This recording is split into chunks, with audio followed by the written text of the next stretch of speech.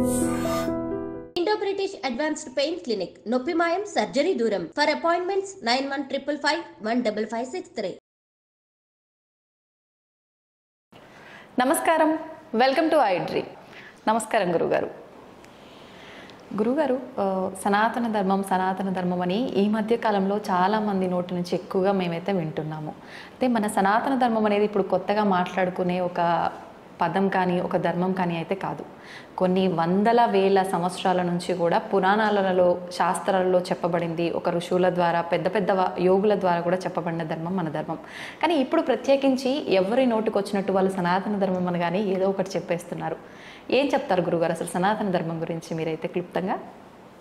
నమశివాభ్యాం నవయౌవనాభ్యాం పరస్పరాశ్లిష్టవపుర్ధరాభ్యాం నగేంద్రకన్యా వృషకేతనాభ్యాం నమో నమః శంకర పార్వతీభ్యాం అని పార్వతీ పరమేశ్వరులకు ముందుగా నమస్కారం చేసుకుందాం. ఎందుకంటే సనాతన దంపతులు అనే పేరు ముందు వాళ్ళకే ఉన్నది. పురాణములలో ముఖ్యంగా పోతన గారు లాంటి వాళ్ళు ఆది దంపతులు, పురాణ దంపతులు, సనాతన దంపతులు అని వాళ్ళని వర్ణించారు. వ్యాసుడైతే ఇంచుమించుగా అన్నిట్లో కూడా సనాతన దంపతులు అని వాళ్ళనే అన్నాడు. ఎందుకంటే సనాతనం అంటున్న దానికి అర్థం చాలా విశేషమైనదైనా క్లుప్తంగా చెప్పుకుందాం. అలాగే గురుగారు. సృష్టి ప్రారంభమైనప్పుడు మొట్టమొదటిగా వచ్చిన ధర్మాన్ని సనాతన ధర్మం అంటారు. అంటే ఎప్పటిదో ప్రాచీనం, కానీ ఎప్పటికీ అందరికీ పనికి వస్తుంది. అవును, ఇప్పుడు మీ ఇంగ్లీష్లో చెప్పాలంటే ది ఓల్డెస్ట్, కానీ ఎప్పుడు అది అందరికీ పనికి వస్తుంది కనుక దాన్ని సనాతనం అన్నారు. ఎవర్ గ్రీన్ అదనమాట. ఇప్పుడు ఉదాహరణకి నాయన ప్రతిరోజు హాయిగా రాత్రి 10 గంటలకల్లా పడుకుని తొందరగా పడుకుని తెల్లవారుజామున దీనివల్ల నీ ఆరోగ్యం బాగుంటుందన్నారు. ఇప్పటికీ అది చేసిన వాళ్ళు ఆరోగ్యంగా ఉంటున్నారా లేదా? ఉంటున్నారు గురుగారు. రాత్రి 1 గంట దాకా వాట్సాప్లు చూసుకుని అత్తవా పెంట మీద చెత్తవా అనే సీరియల్స్ చూసుకుని 1 గంటకో 2 పడుకుని ఉదయం 10కి లేచిన వాళ్ళందరికీ ముందు మూత్రపిండాల సమస్య, ఆ తర్వాత కాలేయం అంటే లివర్ సమస్య, అజీర్ణ వ్యాధులు, వాయు ప్రకోపనాలు అంటే గ్యాస్ ట్రబుల్స్, ఇవన్నీ వస్తున్నాయి లేవా? అవును గురుగారు. అదే చూడండి, పూర్వకాలంలో అందరూ హాయిగా 10 గంటల్లో పడుకునేవారు, తిన్నది అరిగేది, ప్రొద్దున లేచేవారు, వ్యాయామం చేసేవారు, దానివల్ల ఆరోగ్యంగా ఉన్నారు. ఇదే సనాతన ధర్మం. ఆనాడు నాయన పెందరాళ్ళే పడుకోంది. సూర్యోదయ సమయానికల్లా స్నానం పూర్తి చేసుకుని సూర్యుడికి ఎదురుగుండా నిలబడి అర్ఘ్యప్రదానం చెయ్యి, దానివల్ల ఆరోగ్యం అన్నారు. ఇప్పటికి కూడా మెడికల్ సైన్సెస్, అమెరికాలో ఉన్నటువంటి వాళ్ళు, ఆస్ట్రేలియా ఉన్నటువంటి వాళ్ళు ఏమని పరిశోధన చేశారు తెలిసిన? స్నానం చేసి తడి శరీరంతో సూర్యుడికి ఎదురుగుండా నిలబడితే డి విటమిన్ లోపలికి వెడుతుంది. అందుకే బహుశా భారతీయులు సంధ్యా సమయంలో ఎదురుగుండా నిలబడండి, స్నానం చేయండి, అర్ఘ్యం ఇవ్వండి అన్నారు. పూర్వం ఏం చేసేవారు? సరిగ్గా సూర్యోదయ సమయానికల్లా గంగానదికో ఇంకో గోదావరికో దగ్గరలో ఉన్న కాలువకో చెరువుకో నూతి దగ్గరకో వెళ్ళి స్నానం చేసేవారు. కొంచెం తడిగా ఉన్న శరీరంతో ఎదురుగుండా సూర్యుడికి నిలబడి చేతులతో అర్ఘ్యం ఇచ్చేవారు. అప్పుడు ఆ కిరణాలు శరీరంలో ప్రవేశించేవి, డి విటమిన్ చేరేది, దానివల్ల తెల్ల మచ్చలు వచ్చేవి కావు. ఇలా మనిషి ఆరోగ్యంగా ఉండడానికి, మనస్సు ఆరోగ్యంగా ఉండడం కోసం అనేకములైన ధర్మములను మన పెద్దలు చెప్పారు. ఆ పెద్దల నుంచి వచ్చిన ఎల్లప్పుడూ పనికి వచ్చేటటువంటి ధర్మములను సనాతనము అంటారు. అందుకే భగవద్గీతలో కూడా ఏష ధర్మ సనాతన, నాయన ఎప్పటి నుంచో ఎప్పటిదాకా అందరికీ పనికొచ్చేటటువంటి ఇదే సనాతన ధర్మము అన్నాడు. అయితే గురువుగారు, ఇప్పుడు ఇంత గొప్పనైన ధర్మము మనం ప్రతినిత్యం ఏం చేయాలో కూడా మన పెద్దవాళ్ళు క్లియర్గా చెప్పారు. కానీ ఈ తరం వాళ్ళ విషయానికి వచ్చి అంటే మనం ఇంట్లో ఏది ఆచరిస్తే అది ఆచరించడం అలవాటు అయిపోతుంది కదా. మరి పెద్దవాళ్ళు ఆచరిస్తున్నారు, కానీ ఇప్పుడు మా తరం వాళ్ళకి వచ్చేసరికి ఆ ఆచరణ అనేది చాలా వరకు తగ్గిపోయింది. ఎందుకని అంటారు? దీనికి గల కారణం మీ దగ్గర నుంచి వచ్చేసి సమాధానం. మీ పెద్దల్లోనే కొంత లోపం ఉంది. అవునా? మన పెద్దలు, మా నాన్నగారు ఉన్నారు, ఆయన సంస్కృతం వారణాసిలో చదువుకున్నారు, 8 భాషలు చదువుకున్నారు, ఆయన వేళకి స్నానం చేశారు, నడిచారు. ఆయన 86 ఏళ్ళు నిండాక శరీరం విడిచిపెట్టేదాకా ఆరోగ్యంగా ఉన్నారు.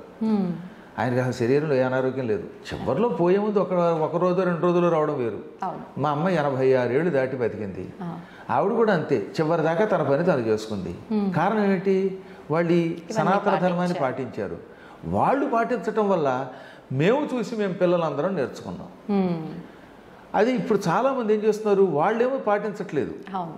కాలక్షేపం కోసం ఎంతసేపు పనికిమాలిన సీరియల్స్, ఏవో పనికిమాలిన కబుర్లు, లేకపోతే 24 గంటల న్యూస్లు ఉంటాయి కదా, అందులో అందరినీ బండబూతులు తిట్టడమే. పాపం ఎవడో ఎక్కడో చచ్చిపోయాడు అనుకోండి, కర్మగా ఏ సినిమాకి వెళ్ళు, ఇక అది పొద్దున్నది సాయంకాలం దాకా చూపించేది ఏదో పెద్ద ఇంటర్నేషనల్ న్యూస్లే చూపించేస్తారు. అవునా? తెలియని వాళ్ళకి కూడా తెలుసు. అందువల్ల ఏమైపోతుంది, ఇదే చూస్తారు పెద్దలు, తెలియకుండానే పిల్లలు చూస్తున్నారు. ఇప్పుడు నా అదృష్టం ఏమిటంటే మా దగ్గర మంత్రోపదేశం పొందిన వాళ్ళు నేను ఎరిగి 5 లక్షల కంటే ఎక్కువ మంది శిష్యులు ఉన్నారు మొత్తం ప్రపంచవ్యాప్తంగా. అందులో నాగోల్లో ఇప్పుడు నేను పురాణం చెబుతున్నాను ప్రస్తుతం. సాయంత్రం మీరు ఎప్పుడైనా 6 గంటలకు వస్తే తెలుస్తుంది. పురాణానికి వచ్చే వాళ్ళలో సగం మంది కుర్రవాళ్ళే, ఆడవాళ్ళైనా మగవాళ్ళైనా, 30 ఏళ్ల లోపు వాళ్ళు. ఇంతంత పిల్లలు కూడా కావాలంటే ఒకసారి యూట్యూబ్లో మా దాంట్లో పనిచేస్తే సాయంత్రం అయ్యాక చివరిలో చూడండి, జై శ్రీరామ్ అంటున్నారు పిల్లలు. వాళ్ళు బొట్టు పెట్టుకుంటున్నారు, అనేక రకాలుగా మళ్ళీ ఈ ధర్మాన్ని ఆచరిస్తున్నారు. కారణం ఏమిటి, నా పురాణానికి వచ్చేటటువంటి వాళ్ళు యువకులు అవ్వడం వల్ల ఆ యువకుల యొక్క పిల్లలు ఈ సనాతన ధర్మం పాటిస్తున్నారు. పెద్దలు చిన్నప్పటి నుంచి అలవాటు చేయాలండి. నేను రోజు సిగరెట్ కాల్చి పిల్లలారా మీరు సిగరెట్ కాల్చొద్దంటే వాడు ఎందుకు అంటాడు, మా నాన్న కాల్చాడు నేను కాలుస్తానంటాడు. వాడు దొంగ అయితే వీడు దొంగ అవుతాడు. కాబట్టి కొంత మన పెద్దలు మారాలి. మారకపోతే వచ్చే ప్రమాదం ఇప్పుడు తెలుస్తుంది కూడా. అందులో ముఖ్యంగా మన దేశం కంటే విదేశాల్లో బాగా తెలుస్తుంది. ఇప్పుడు బంగ్లాదేశ్లో హిందువులందరూ ఎందుకు ఏకమయ్యారు అనుకుంటారు, ప్రాణం మీదకి వచ్చింది కనుక. ఇంకా మీకు ప్రాణం మీదకి రాలేదు కనుక అంతలా ఏకం అవ్వట్లేదు. కానీ పూర్వంతో పోలిస్తే కొంచెం మారుతున్నారు, మారతారని నాకు నమ్మకం ఉంది. ఎప్పటికైనా మన ధర్మం వల్ల లాభం ఏమిటి తెలిసిన, మన ధర్మం బ్రతకనియ్యి అంటుంది, ఇతరుల యొక్క ధర్మాలు అందరినీ చంపేయి అంటుంది, మన ధర్మం కానివాడిని చంపేయి అంటుంది. అందుకే బంగ్లాదేశ్ పాడైపోయింది, పాకిస్తాన్ సర్వనాశనం అయిపోయింది, ఆఫ్ఘనిస్తాన్ దిక్కు లేకుండా ఉంది. ఇంకా దుబాయ్ ఎందుకు బాగుందంటే అంతో ఎంతో అన్ని మతాల వాళ్ళని వాళ్ళు విజిటింగ్ కోసం, వాళ్ళు బతకడం కోసం ఆహ్వానిస్తున్నారు. దుబాయ్లో సుఖం ఉందండి. ఏంటండి దుబాయ్లో నేను ఇప్పుడు ఇలా పంచికట్టుకెళ్ళి నన్ను ఎవడు అండం, నేను భాగవత సప్తాహం చేయగలుగుతున్నాను ఇప్పుడు. అది కూడా ఇంకో అదృష్టం, నరేంద్ర మోడీ గారు వచ్చాక ఇవి జరిగింది. అంత పూర్వం మేము భయపడేవాళ్ళం. కానీ దానివల్ల ఏమవుతుందన్నమాట, ఇతర మతస్థుల యొక్క మతమును కొంచెము సహనంతో పాటించడం మొదలుపెట్టాక వాళ్ళ దేశం బాగుపడడం మొదలుపెట్టింది. కానీ పాకిస్తాన్లో మీరు పొరపాటున ఈ కాషాయ వస్త్రంతో పెడితే వాడికి పీక్ కోసేస్తున్నారు. ఈ అసహనం మన దేశంలో కూడా వస్తుంది. దానికి గల కారణం ఒక రాహుగ్రహం అనుకోండి. ఈ రాహుగ్రహం చాలా కాలం నుంచి ప్రధానమంత్రి అవ్వాలని కళ్ళగంటున్నా ఆ రాహుగ్రహం యొక్క అనుగ్రహం లేక ఎలాగో అవ్వలేడు. అందువల్ల ఎందుకు చెప్తున్నానంటే, సనాతన ధర్మాన్ని నిలబెట్టాలంటే, అంటే కాస్త మనుషులు బాగుండేలా చేయాలంటే కొద్దిగా పెద్దల్లో మార్పు రావాలి. గురుగారు, పెద్దల్లో మార్పు వచ్చి పెంపకం విషయంలో మార్పు వస్తే సరిపోతుందంటారా? అంటే మనకున్న ఇప్పటి విద్యాభ్యాసం మారాల్సిన అవసరం కూడా ఉందంటారా? మంచి మాట అడిగారు. ఎందుకంటే కేవలం నేను ఒక్కడిని చేస్తే మా పిల్లలంతా చేయాలని లేదు. బయట వాతావరణం కూడా ఉంటుంది కదా. అప్పుడు ఏమంటారు, బయట నువ్వు మడిగట్టు భోజనం చేస్తే మేము అలా తింటాం, బయట మేము మాత్రం పలవ తినకూడదు అంటారు. కాబట్టి బయట వాతావరణం కూడా మారాలంటే దానికి ముందు మాబోటి గురువులు ప్రయత్నించాలి. మేము కొంచెం జాగ్రత్తగా ఉండి ప్రజలలో ఇవాల్టి వాళ్ళ మీద వస్తున్నటువంటి అపప్రథలు లేకుండా చూసుకుని, అంటే మేము ముందు బాగుండాలి కదా. ప్రవాచకుల యొక్క మాటలు ఎఫెక్ట్ చాలా గ్యారంటీగా ఉంటుంది గురువుగారు. ఇప్పుడు మేము ఉపన్యాసం చెప్పామంటే మాకున్న ఫాలోవర్స్ మాకుంటారు. రాముడి భక్తులు రాముడికి ఉంటారు, రావణాసుడి భక్తులు ఉంటారు, అది వేరే విషయం. కానీ రాముడి భక్తుల్ని రాముడు బాగు చేయాలంటే రాముడు బాగుండాలి. కాబట్టి నేను జాగ్రత్తగా దొంగతనాలు లేకుండా, అసత్యాలు లేకుండా, దొంగ జ్యోతిష్యాలు చెప్పి ఇంకా పెళ్ళి అయ్యి అవ్వకుండా అనేవాడికి పెటాకులు వస్తాయని చెప్పే పిచ్చి మాటలు మాట్లాడకుండా ధర్మాన్ని పాటించి కొంచెం జాగ్రత్తగా చెబితే అప్పుడు చాలామంది మారతారు. ప్రపంచంలో సంఘంలో మార్పు వస్తే అందరిలో మార్పు వస్తుంది. ఇది ఒక్క రోజులు అవ్వదు, ప్రయత్నం చేయాలి, చేద్దాం. ఆశావదనం కదా మనం. అందుకనే కాళిదాసు గొప్ప మాట అన్నాడు, యత్నే కృతే యదిన సిద్ధ్యతి కోత్రదోష. అంటే ముందు నువ్వు ప్రయత్నించు, ప్రయత్నించినప్పటికీ అందులో విజయం లభించకపోతే నీ తప్పు లేదు, నువ్వు ప్రయత్నించావు, ఫలితం తర్వాత సంగతి చూద్దాం. ముందు నువ్వు ప్రయత్నించి, ఎవడో ఒకడు ప్రయత్నించాలి. అందులో ముందు మనం ప్రయత్నిద్దాం. నేను, మా ఇల్లాలు, మా పిల్లలు, అలాగే మీరు, మీ పిల్లలు ఇలా చేయగా మారిపోతారండి గ్యారంటీగా. ఒకప్పటి రోజుల్లో మేము అమెరికా 2006లో వెళ్ళాను మొదటిసారిగా. అంటే 18 ఏళ్ళు పూర్తయి, అప్పుడే 1907. 18 సార్లు ఇప్పటికి వెళ్ళాను నేను. మొదట్లో నేను వెళ్ళినప్పుడు ప్యాంటు షర్టు వేసుకునేవాడిని ఎయిర్పోర్ట్లో. ఇప్పుడు అవసరం లేదు. ఇప్పుడు హాయిగా ఈ కాషాయమే, ఈ వస్త్రమే వేసుకుని పెడితే గౌరవిస్తున్నారు, మన సంప్రదాయం మీద వాళ్ళకి ఆసక్తి వచ్చింది. అవును. అలా క్రమక్రమంగా వాళ్ళలో మార్పు తెచ్చాం, వాళ్ళలో సహనం తెచ్చాం. ఇంగ్లాండ్ వెళ్ళినా, ఆస్ట్రేలియా వెళ్ళినా, లేకపోతే ఇంకో చోటకి వెళ్ళినా తిరగలుగుతున్నాం. అవునా? అవును అవును గురుగారు. ఇది ఎందువల్ల వచ్చింది? చేయగా వచ్చింది. అందులో ముందు మనం ఏం చేయాలన్నమాట, మన ప్రయత్నం మనం బాగు చేద్దాం, మనం బాగుందాం అని ప్రయత్నం చేయాలి. చేయగా ఎప్పటికప్పుడు బాగుపడుతుంది. బాగుపడకపోతే మన తప్పు లేదు, మన ధర్మం మనం నిర్వర్తించాం. అంతే. మీరు ఉద్యోగ ధర్మం ఒకటి ఉంటుంది కదా, మీరు కష్టపడి మీ ఉద్యోగం చేశారు, మీ బాస్ మెచ్చుకున్నారా, అది అదృష్టం. ఎస్ అంటే అది అందం, ఎస్ అన్నా పట్టించుకోవద్దు, మీ ప్రయత్నం మీరు చేయటం. అంతే. గురుగారు, ఇప్పుడు మీరే చెప్పారు విదేశాల్లో, ఇప్పుడు మీరు ఒక ఎగ్జాంపుల్గా ఇంతకుముందు మీ వస్త్రధారణ అలా ఉండేది, ఇప్పుడు ఇలా ఉంది అని చెప్పి, అంటే ఒక వస్త్రధారణ విషయంలోనే కాదు, మన ధర్మం పైన కూడా విదేశీయులకు ఎక్కువగా గౌరవం పెరగటం అయితే మనం చూస్తున్నాము.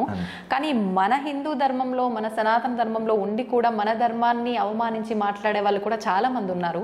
ఇప్పుడు ఇందాక మనం మాట్లాడుకున్నట్టు పెంపకము, విద్యాభ్యాసము ఇవి సరిగ్గా లేకపోవడమే అంటారా, లేదంటే వాళ్ళు చేసుకున్న కర్మను బట్టి ఇలా మాట్లాడుతున్నారు? ప్రస్తుతం భారతదేశానికి ఉన్న సమస్య ఏంటంటే, భారతదేశంలో ఇది తల్లిదండ్రుల బాధ్యత, కేవలం గురువుల బాధ్యత కాదు, సమాజపు బాధ్యత ఎక్కువగా ఉండాలి. అది లేదు. మన దేశంలో స్వేచ్ఛ ఎక్కువైపోయింది. 70 ఏళ్లుగా కొన్ని దరిద్రపు పార్టీలు పరిపాలన చేసి ఈ దేశాన్ని పాడు చేసేసి, దీనివల్ల ఏమైపోయింది? ముఖ్యంగా ఓ పక్కన లౌకికవాదం అనే పేరుతోటి ఇతర మతస్థుల్ని సమర్థించి మనల్ని నాశనం చేసేవాడు కొందరు, ఈ నికృష్టపు కమ్యూనిస్టులు కొంతమంది, ఏదో లేకపోతే ఆ వాదం ఈ వాదం అనేవాళ్ళు, ఇటువంటి వాళ్ళు ఎక్కువైపోయారు. విదేశాల్లో అది లేదండి. విదేశాల్లో ఉన్న సుఖం ఏంటంటే, ఏదైనా ఒక ధర్మంలోకి అడుగు పెట్టాక ఓహో దీనివల్ల మనకు లాభం ఉన్నదని వాళ్ళు తొందరగా కనిపెడుతున్నారు. ఫీనిక్స్ అని అరిజోనా స్టేట్లో అమెరికాలో ఒక నగరం ఉంది. అక్కడ నేను చాలా కాలం ప్రతి సంవత్సరం అక్కడ ఒక 5 రోజులు 10 రోజులు పురాణం చెబుతాను. ఆ పురాణానికి ఒక ఆవిడ వచ్చేది.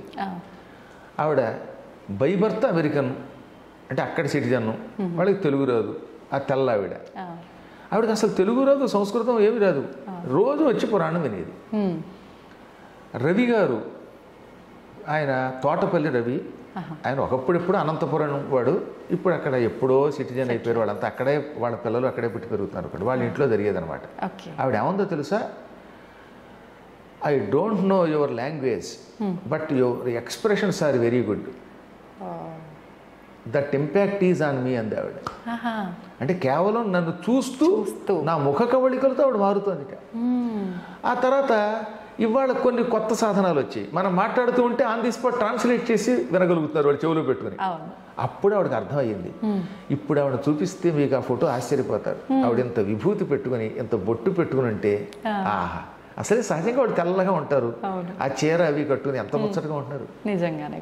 అలాగే సిన్సినాటి అంటే కొలంబస్ అనే పేరున్నారుగా, ఆ కొలంబస్కు దగ్గరలో ఉంటుంది. ఆ స్టేట్ని ఒహాయో అంటారు. అక్కడ ఒక ఆయన ఉన్నాడు. అసలు అలాంటి వాళ్ళందరినీ మీకు చూపించాలన్నమాట. వాళ్ళందరూ మన ధర్మంలోకి వచ్చారు. వాళ్ళు ఏమంటున్నారో తెలిసిన, ఏళ్ల తరబడి మేము అనేక మతాల్లో తిరిగాం, కానీ మన హైందవ ధర్మం వల్ల వచ్చిన ప్రశాంతి, ఇందులో ఉన్నంత సహనం, ఇందులో ఉన్నంత ఆనందం, ఈ నియమాల వల్ల వచ్చే ఆరోగ్యం ఎక్కడ లేదంటున్నారు. అక్కడ ఈ లౌకికవాదాలు, ఈ పిచ్చివాదాలు తక్కువ. వాళ్ళు నిజం ఉంటే ఒప్పుకుంటారు, నిజాయితీ. కాబట్టి అక్కడ బాగా వ్యాప్తి చెందుతోంది. అక్కడ ఇష్కాన్ అద్భుతంగా ఉంది, శివాలయాలు బాగున్నాయి. నాకు చాలా ఇష్టం. మా తండ్రి, తల్లి, గురువు దైవంగానే భావించేది గణపతి సచ్చిదానంద స్వామి వారిని. మా స్వామీజీ యొక్క ఆశ్రమాలు ఎన్నున్నాయో అక్కడ. టెక్సాస్లో, డాలస్లో స్వామీజీ కార్యసిద్ధి హనుమంతుడి గుడి కట్టించారు. ఒక 25 ఎకరాల స్థలంలో ఉంటుంది. ఇప్పుడేమో హ్యూస్టన్లో కడుతున్నారు. ఆ చికాగోలో ఉంది. మేరీల్యాండ్ అంటే వాషింగ్టన్ DC దగ్గర ఉంటుంది. ఇది అమెరికా రాజధాని వాషింగ్టన్ కదా, దానికి పక్కన. ఈ ప్రాంతాల్లో వారి గుడులలో ఎంతమంది తెల్లవాళ్ళు ఉన్నారో తెలిసిన. ఆ విధంగా ఏమవుతుందనమాట, ఈ పిచ్చి లౌకికవాదం అనే పేరుతో మన ధర్మాన్ని నడిచేవాళ్ళు లేరు. వాళ్ళు బాగా పెంచుతున్నారు. కొంతకాలానికమ్మా, నేను నిజం చెబుతున్నాను, ఇంకో 25 ఏళ్ళు ఇలా జరిగితే అమెరికా పూర్తిగా ఒకానొకప్పుడు భారతదేశం అయిపోతుంది. ఎక్కడ చూసినా ఆలయాలే, ఎక్కడ చూసినా సనాతన ధర్మమే. ఏ వైపు చూసినా మనకంటే ఎక్కువగా కార్తీక మాస వ్రతాలు ఆచరిస్తున్నారు, దానాలు చేస్తున్నారు, ధర్మాలు చేస్తున్నారు, దీపాలు వెలిగిస్తున్నారు, ఇళ్లలో గుడి కింద మార్చేస్తున్నారు. కృష్ణ పద్మ గారిని ఒక ఆవిడ ఉన్నారు డాలస్లో, నాకు పరమ శిష్యురాలు. ఆవిడ ఇల్లు పూజా మందిరం చూస్తే మన అది చిక్కడపల్లి దగ్గర ఉన్నటువంటి గుడి అంత ఉంటుంది అక్కడ. ఆ ఇంటికి నా పేరే పెట్టేశారు, మా గోత్రం పేరు శ్రీవత్సనిలయమని పేరు పెట్టారు వాడు. ఎంతంత బాగా తయారవుతున్నారో చూడండి. అలాగే ఇంగ్లాండ్లో అవధానం శ్రీనివాస్ గారు ఉన్నారు, డాక్టర్ గారు. వాళ్ళేం సామాన్యులు కదండి, ఇప్పుడు నేను చెప్పిన వాళ్ళంతా హై లెవెల్ డాక్టర్స్. శ్రీనివాస్ గారు వాళ్ళ ఆవిడ ఇంగ్లాండ్లో పేరు పోసిన ప్రఖ్యాతి చెందినటువంటి డాక్టర్లు. ఇప్పుడు ఆ ఇళ్లలోని పూజా మందిరంలో ఉన్నాయి. డాక్టర్ విజయ నిర్మల గారని ర్యాలీలో ఉన్నారు నార్త్ కెరోలినాలో. ఆవిడ పట్టుకుంటే $25,000 ఫీజు ఇవ్వగలిగేంత లెవెల్లో ఉన్నావిడ. ఆవిడ అంటే అంత బాగా వైద్యం చేస్తారు ఆవిడ. క్యాన్సర్ స్పెషలిస్ట్ కూడా పైగా. అసలు వాళ్ళ ఇల్లు ఒక ప్యాలెస్లో ఉంటుంది. ఆ డాక్టర్ గారు ఇల్లు చూడండి, ఆయన భార్య రోజు ఇంట్లో పూజా మందిరం పెట్టుకుంటే ఆ పూజా మందిరం మరొక గుళ్ళే కనబడుతుంది. ఇలా ఒకళ్ళు కదా చెప్పేది.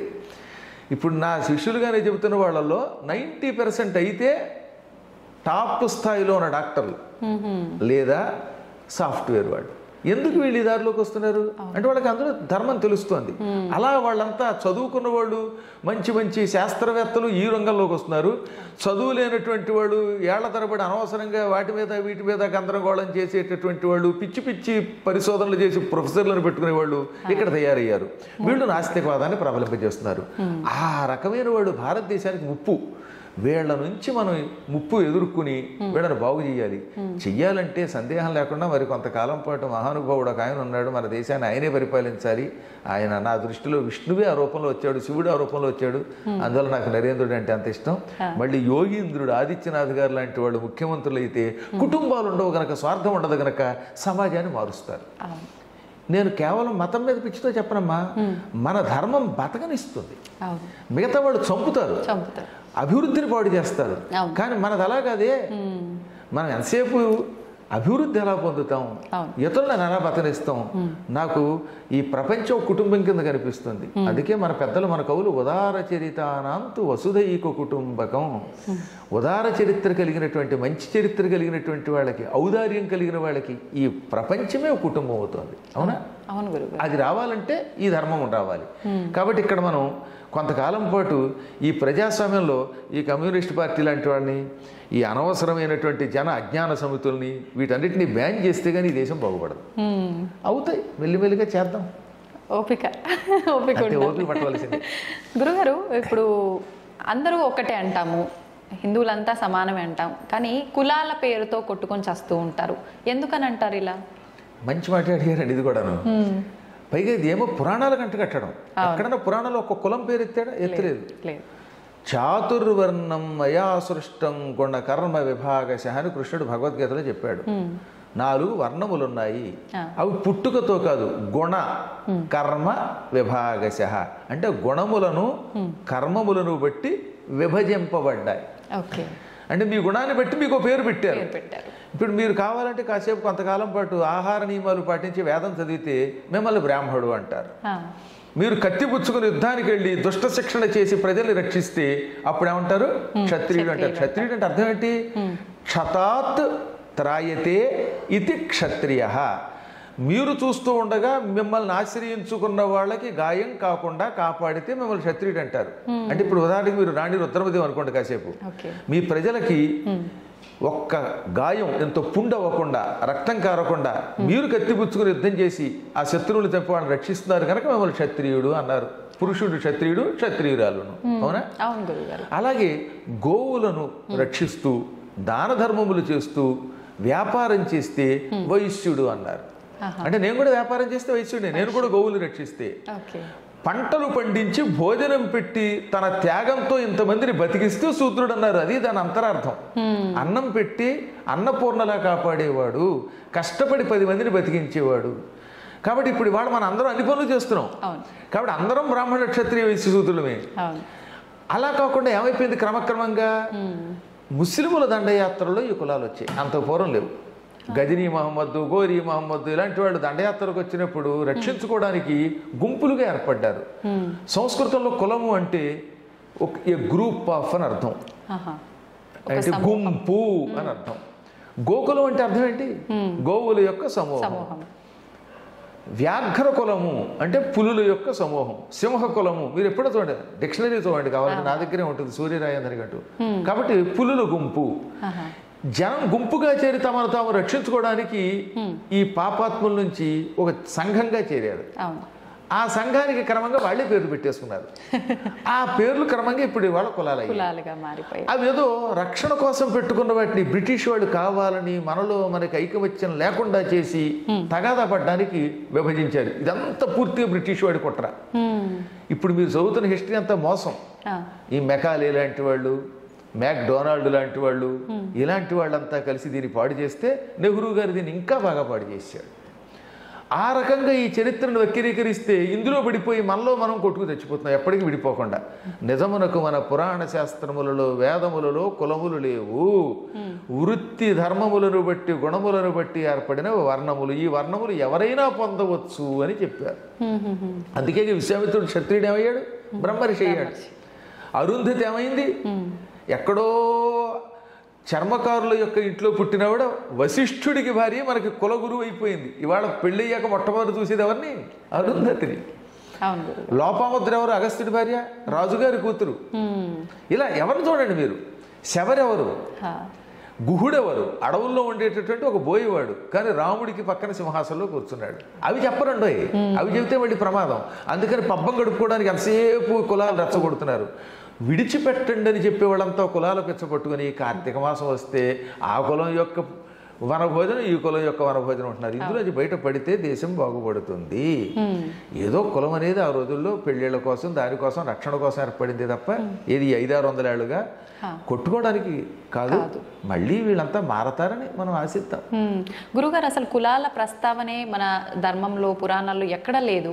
కానీ ఇప్పుడు ఆలయాల విషయానికి వస్తే అన్నీ తెలిసిన మంచి మంచి పెద్ద పెద్ద గురువులే దాన్ని నడిపిస్తూ ఉంటారు కదా. ఆలయాల దగ్గరికి వెళ్ళేసరికి కూడా ప్రత్యేకించి ఈ కులం వారికి ఇది, ఈ కులం వారికి ఇది అని చెప్పి కూడా జరుగుతుంటాయి కదా, అంటే సత్రాలు అని చెప్పి. ఇలాంటివి జరుగుతున్నప్పుడు కూడా అంటే అక్కడ ఉన్న పెద్దవాళ్ళు దీన్ని ఆపలేకపోతున్నారు ఎందుకని అంటారు? నిజానికి ఆలయాలకి వ్యవస్థ లేదు. ఆలయంలో ఆ రోజుల్లో మరి ఉదాహరణకి కాకతి రుద్రమ్మదేవికి పెంచుకున్న కొడుకు వీరభద్రుడు తెలుసు కదా. కాకతి వీరభద్రుడు, ఆయన దగ్గర సేనాధిపతి గన్నమ సేనాధిపతి. ఆయన ఎవరు ఆ రోజుల్లో?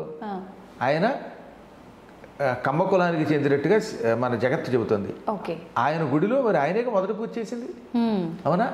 రుద్రమదేవి వాళ్ళంతా పూజలు చేయలే. కాబట్టి పూర్వకాలంలో ఇదేం లేదు.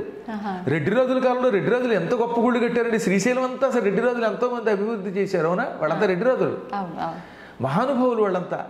ఇప్పుడు శ్రీనాథుడిని పోషించింది రెడ్డి రాజులు లేరా? ఇంకో వెలవరాజులు లేరా? అవునా? వీళ్ళంతా ఆలయాలు కట్టించి వాళ్లే ప్రతిష్ఠ చేశారు. ఒక్క అర్చన మాత్రం చేసేటప్పుడు ఏమవుతుంది? మాంసాహారం తినకుండా కఠోర నియమాలతో ఉండాలి కనుక దానికోసం విప్రులు పెట్టారు. ఎవరైనా కావాలంటే వాళ్ళు చేశారు. అందుకే వీరశైవ మతం అని ఒకటి ఉన్నది. ఆ వీరశైవ మతాన్ని స్థాపించిన బసవేశ్వరుడు అన్ని కులాల వాళ్ళని వాళ్ళు వీళ్ళని తేడా లేకుండా నియమం పెట్టుకోండి మీరు అర్చకులు అవ్వచ్చు అని పెట్టాడు ఆయన. అందుకే వీరశైవం అని పుట్టింది ఆ రోజుల్లో. అద్భుతంగా వ్యాప్తి చెందింది.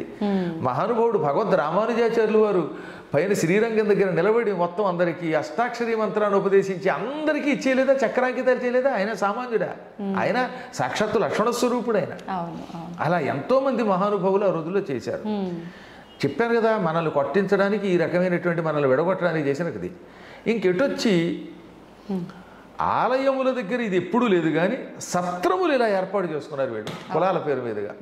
అదే మనం చేస్తున్న పొరపాటు. తప్పు ఎవరు చేసినా తప్పే. నియమం కోసం నువ్వు ఒక సత్రం పెట్టుకున్నా అందరికీ భోజనం పెట్టాలి. ఎప్పుడు కూడా శ్రీశైలంలో అలాంటిది జాగ్రత్తగా పాటిస్తారు. కులాల సత్రాలు ఉన్నా పాప అందరికీ భోజనం పెడతారు. ఇప్పుడు కరివణ సత్రం ఉంది, అందులో అందరికీ భోజనం పెడుతున్నారు. వేణుగోపాల్ గారు కర్నూలులో ఉంటారు, డాక్టర్ వేణుగోపాల్ గారు కరివణ సత్రం సెక్రటరీ. ఆయన చెప్పారు ఎవరికైనా అన్నం మాత్రం పెట్టండి, ఎవరు వచ్చినా సరే అని పెట్టారు. అలా పెడుతున్నారు. అలాగే చాలా చోట్ల నేను సత్రాలు చూశాను. అక్కడ వైశ్య సత్రం ఉంది, వారు అలాగే పాపం. కాకపోతే ఏంటంటే వాళ్ళు స్థాపించుకున్నది కనుక వాళ్ళకి పెట్టాక మిగతా వాళ్ళు కొంచెం ప్రాధాన్యం ఇవ్వడం తప్పేం లేదు. ఇప్పుడు మీరు మీ ఇంట్లో మీ కుటుంబానికి పెట్టకుండా బయట వాడికి పెట్టరు కదా. ఎలాగో ఏదో ధర్మం పాటిస్తున్నారు కానీ అందరికీ భోజనం పెడుతున్నారు. ఎక్కడైనా వాళ్ళల్లో వాళ్ళు కనుక నిజంగా భేదములు పాటించి ఇంకా కొట్టుకుంటే మాత్రం దీన్ని మనందరం ఖండించి అందరూ కలిసికట్టుగా ఉండవలసిన విషయాన్ని చెప్పాలి. గురుగారు, ఎలాగో భోజనం టాపిక్ వచ్చింది కాబట్టి పెద్దవాళ్ళు చెప్తూ ఉండేవారు అన్నం పరబ్రహ్మ స్వరూపము అని చెప్పి.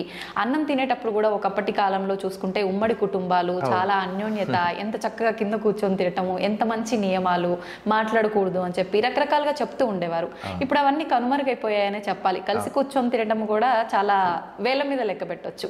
నిజంగా ఆ పద్ధతి పాటించడం వల్ల కలిగే ఉపయోగం ఏంటి? ఇది ఇప్పుడు ఉండే పద్ధతి పాటించడం వల్ల కలిగే నష్టం ఏంటి గురుగారు? ఇప్పుడు ముందు ప్రస్తుతం ఏమైపోయిందంటే, పూర్వం మీ గుండెకాయలు లబ్ డబ్బు అని కొట్టుకునేవి. లబ్ డబ్ ఆ లబ్బు పోయి డబ్బు డబ్బు డబ్బు అని కొట్టుకుంటుంది. అందుకని పుట్టినప్పటి నుంచి వీడికి డబ్బు కోసమే చదువు చెప్పిస్తున్నాం.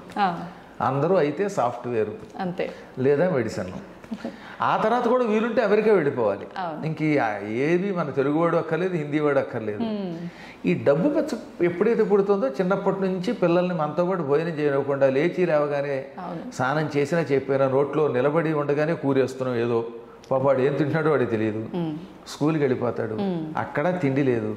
కళ్ళు ఇలా లావు అయిపోయి కళ్ళజోళ్ళు పెట్టుకుని పిల్లలు బక్క చిక్కిపోయి లేకపోతే పొట్టలు వచ్చి శరీరాలు పాడైపోయి ఉంటున్నాయి. సాయంత్రం రాగానే ఆటలు లేవు, పాటలు లేవు, మళ్ళీ ట్యూషను, మళ్ళీ రాత్రికి పడుకోబెట్టేయటం. లేదా ఉన్న కాసేపు ఏమవుతుంది, వాట్సాప్లు, ఫోన్లు.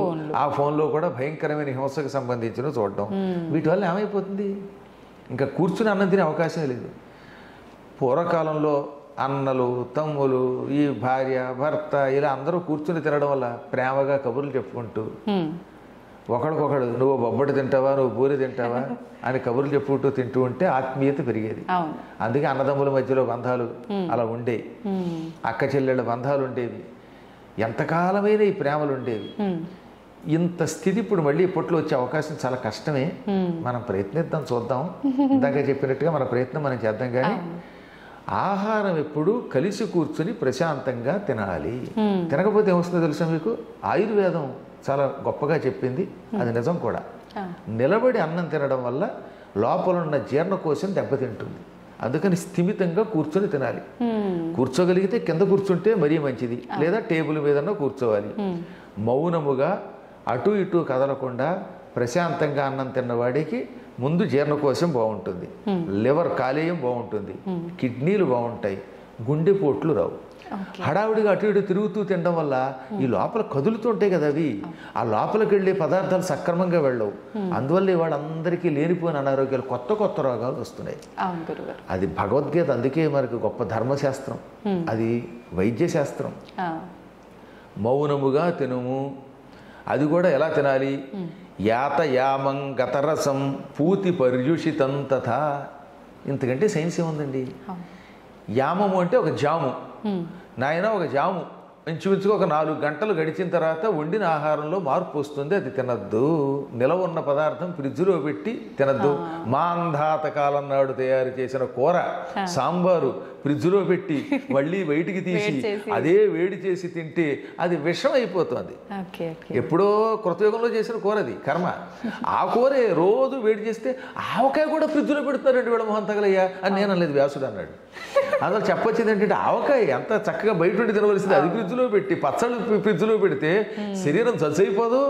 అందుకని ఒక జాము గడిచిన తర్వాత వండిన అన్నం తినద్దు, మార్పు వస్తుంది, వాసన వస్తుంది. గత రసం, అన్నం వండిన తర్వాత కుక్కర్లో వండారు కాసేపు అనుకుందాం, కాసేపు అసలు కుక్కరే దరిద్రం, అది అల్యూమినియం. అల్యూమినియం వల్ల మీకు థైరాయిడ్ అనే సమస్య వస్తుంది. ఏమిటి? థైరాయిడ్ కేవలం అల్యూమినియం వల్ల వస్తుంది. దానివల్లే మీకు జుట్టు ఊడిపోతుంది, దానివల్లే గొంతు మార్పు వస్తుంది, శరీరంలో మార్పు వస్తాయి. ఇప్పుడు అందరూ థైరాయిడ్ సమస్య. కానీ పూర్వం మాకు ఎందుకు లేవు? మట్టి కొండలతో వండడం వల్ల రాగి పాత్రలో వండితే. కర్నూలులో డాక్టర్ మీరా గారిని ఉంటారు, గైనకాలజిస్ట్, చాలా గొప్పవాడ. ఆవిడ అడగని చెప్తారు, ఇవాళ ఈ రోగాలు సగం తగ్గాలంటే ముందు అల్యూమినియం మానేయండి, మట్టి కొండల్లో వండుకు తినండి, మీరు మట్టి కొట్టుకుపోరు. రాగి పాత్రలో వండుకు తినండి, కుక్కర్లో వండుకుంటే అందులో రాగి గిన్నె పెట్టుకోండి, మీకు థైరాయిడ్ పోతుందని చెప్పారు ఆవిడ. అది కరెక్ట్, అదే ఆయుర్వేదం చెబుతోంది. అలా అన్నం వండాక ఓ 10-15 నిమిషాలు అయ్యాక దాన్ని తీసామాక అప్పుడు ఆ అన్నం మెతుకు పట్టుకోండి, అందులో ఏముంటుంది? రసం ఉంటుంది. మెతుకులో రసం ఉంటుందా ఉండదా? తడి. ఆ తడిని రసం అంటాం. ఆ తడిగా ఉన్నప్పుడే అన్నం తినాలి. గతరసం అంటే ఆ అన్నం మెతుకులు ఎండిపోయాక ఒక రకమైన గట్టి పడిపోయాక బియ్యంలాగా తయారైపోయాక ఆ అన్నం తినకూడదు. ఇప్పుడు మనం ఏం చేస్తాం, ఆ వండిన అన్నాన్ని తినడానికి వీళ్ళాక వదిలేస్తాం, అన్నం పాడైపోతుందని ఫ్రిడ్జ్ లో పెడతాం. అప్పుడు రసం కాదు, అది నీరసం, అందులోకి తడి చేరుతుంది, వేరే చెత్త చెడి. వండినప్పుడు ఉన్నటువంటి అందులో ఉన్న రసము మనకు ఆరోగ్యం ఇస్తుంది. ఆ తడి, ఈ తడి శరీరాన్ని ఎత్తడి పొత్తడి చేసేస్తుంది. అటువంటి అన్నం తినద్దు. పూతి అంటే వాసన వచ్చినది అన్నం, కసిపినాక ఒక రకమైన వాసన వస్తుంది. కుళ్ళిపోయిన కూరగాయలు, కుళ్ళిపోయినటువంటి అన్నం తినకు. పర్యుషితము, ఈగలు దోమలు చీమలు పడినవి, తల వెంట్రుకలు పడినవి, అప్పుడప్పుడు మన వాళ్ళు అన్నం వండుతున్నప్పుడు అంటూ ఉంటే ముక్కు చీవుడు అందులో పడినది. ఇప్పుడు లాగైపోయిందిలేండి. ఇప్పుడు చూస్తున్నాగా బయట రకరకాలైన పలావులు బిర్యానీ తెచ్చుకున్నట్టు, ఆ బిర్యానీ నుండి అంత చీవిట్టే కర్మ. అది అలా పరమ జుగుప్సాకరంగా ఉంటున్నాయి. ఇది కాక తుపుకు బ్యాచ్ ఒకటి వచ్చింది, అందులో తూతు అని ఉమ్మి మరీ అమ్ముతున్నారు. అదేమో వీడు తెచ్చేసుకోవడం, ఇంటికి తింటున్నాడు, అది పర్యూషితము. ఇవి తింటే ఏమొస్తాయండి, కోవిడ్ రాకపోతే ఆవిడ వస్తుందా? కోవిడ్ అందుకే వస్తుంది ఈ రోగాలన్నీ. కాబట్టి ఇవి తినద్దు, ఆరోగ్యంగా ఉండు అని చెప్పారు. అవునా? కాబట్టి ఈ విధంగా మనకి ఏమైనా ఎప్పటికప్పుడు మన ఆహార విషయాల్లో జాగ్రత్తగా ఉండండి. అందరూ కలిసి ఉండండి, కూర్చుని తినండి, మంచిగా మాట్లాడుతూ తినండి. ఆ శరీరంలో మనకి పనికొచ్చేవి తినండి. ఎక్కువ కారం తినద్దు. కటుహు అంటే కారము లేక కొంచెం ఘాటుగా ఉండే పదార్థాలు. కట్వామల లవణాత్యుష్ణ తీక్ష్ణ రోక్షణ విధాహిన, ఇదంతా భగవద్గీతలో కృష్ణుడు చెప్పాడు. ఎక్కువ కారము, బాగా పులుపు, బాగా తీపి, బాగా వేడి, డీప్ ఫ్రిడ్జ్లోంచి తీసినటువంటి ఐస్ క్రీములు, ఇవి తింటే గొంతుకులు పోతాయి, అనారోగ్యాలు వస్తాయి, ఇవి మంచివి కావు. దాహం తెచ్చిపెట్టే బజ్జీలు, ఈ మధ్యన వాళ్ళు ఎవరో తిన్నారటగా, అదేదో కొత్త రకమైన ఆహారం అమ్మేటవాడు బడ్డీ కొట్లో, అది తిన్నారట, చచ్చిపోయారు చాలా మంది. దానికి ఏదో పేరు కూడా పెట్టారు, దిక్కుమాల పేరు, కొత్త కొత్త పేరు కూడా పెడతారు. ఎవరో పుట్టించకపోతే మాటలు ఎలా పడతాయని బాయాబదాల్లో చెప్పినట్టుగా. ఇవన్నీ అనారోగ్యాలు. అందువల్ల వీటి నుంచి బయటపడాలంటే ముందు ఇంట్లో చక్కగా వంట ఒకటి ఉంది కదా, అది చేసుకోమనండి. బయట నుంచి హోటల్ నుంచి తెచ్చుకోవడం తగ్గించండి, అది ఎప్పుడో ప్రయాణంలో తప్ప తినద్దు. అలాగే అన్నం వండుకున్న తర్వాత ఇంట్లోనే కాస్త కూరో సాంబారో కనీసం పచ్చడో చేసుకోమనండి. ఎందుకు వర్రి, బయట ఉంది కర్రీ అని తెచ్చుకు తింటే ఆ తర్వాత నీ బతుకే వర్రి, ఆ తర్వాత బతుకు వెర్రి మర్రి. అందులో హాయిగా ఇంట్లో కూర ఒకటి వండుకు తినమనండి. కాస్త పెరుగు కూడా ఇంట్లో తోడు పెట్టుకోమనండి. ఇంట్లో పాలు తాగమనండి.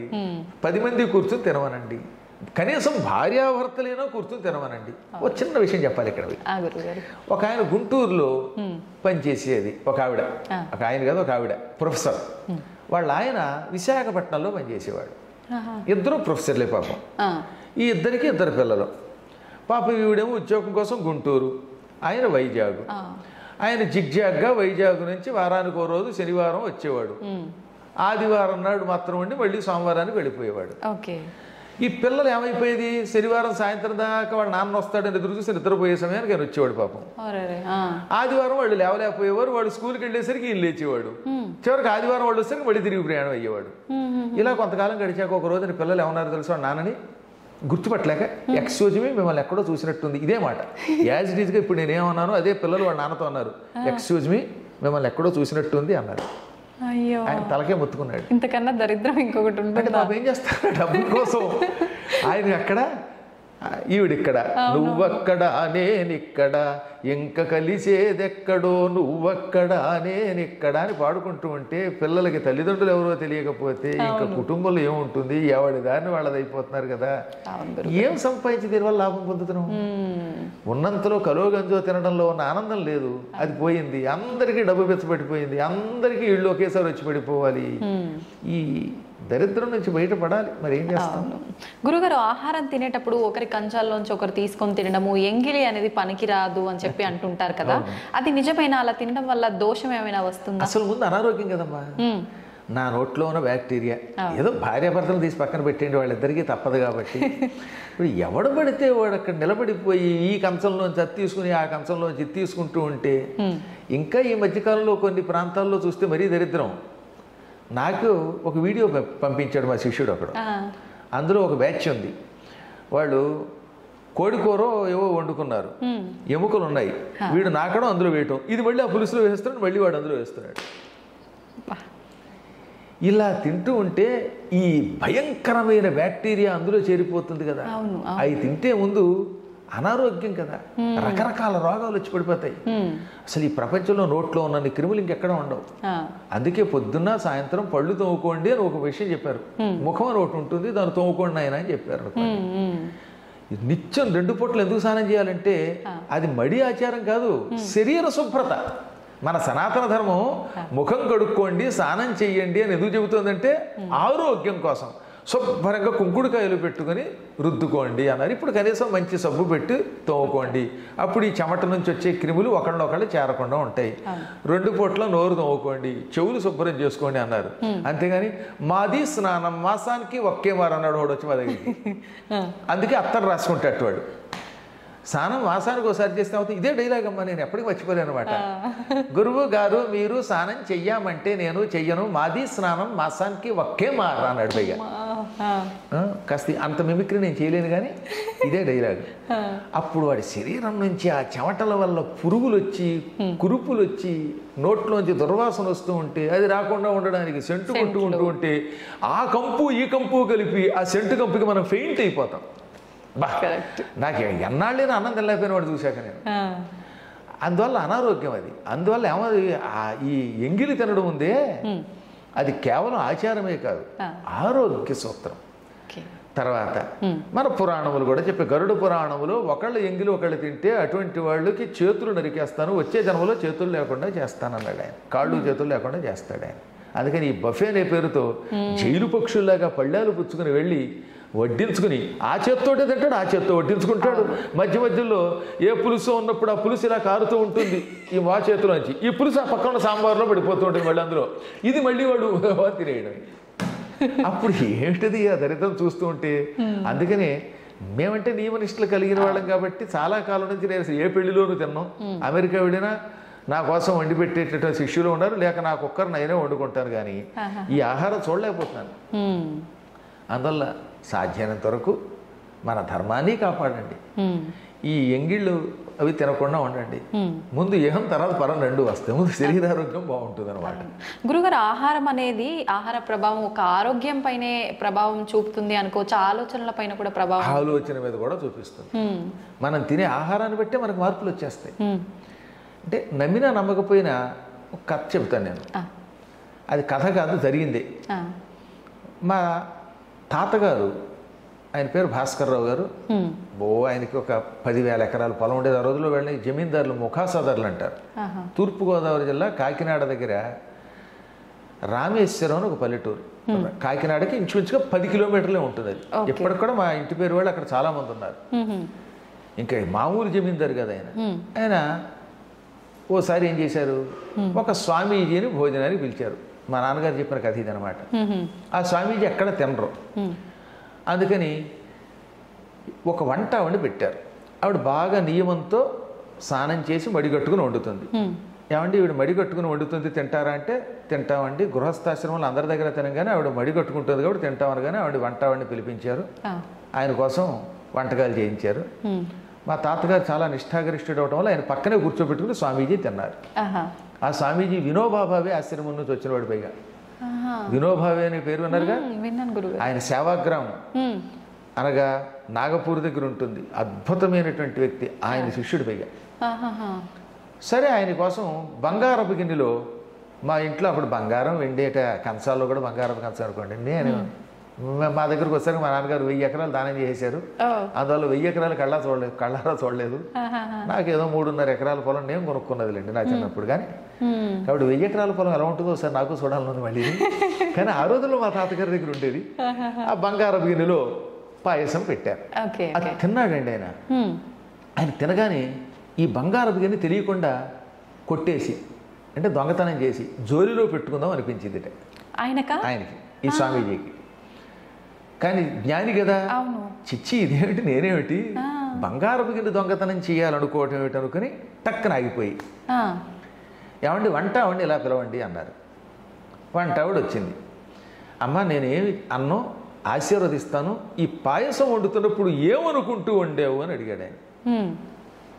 ఆవిడ వెంటనే, ఈ ఇంట్లోకి వచ్చిన దగ్గర నుంచి బంగారపు గిన్నెలు వెండి గిన్నెలు బాగా కనపడ్డాయండి, అందుకని బంగారపు గిన్నె రహస్యంగా పట్టుకుపోదాం, ఒక కంచం పట్టుకుపోదాం, ఇన్ని కంచాల మీద ఆయనకి లెక్క తెలియదు ఈ భాస్కర్రావు గారికి అనుకుంటూ పాయసం వండినంతసేపు ఇదే ఆలోచనతో వండిందిట.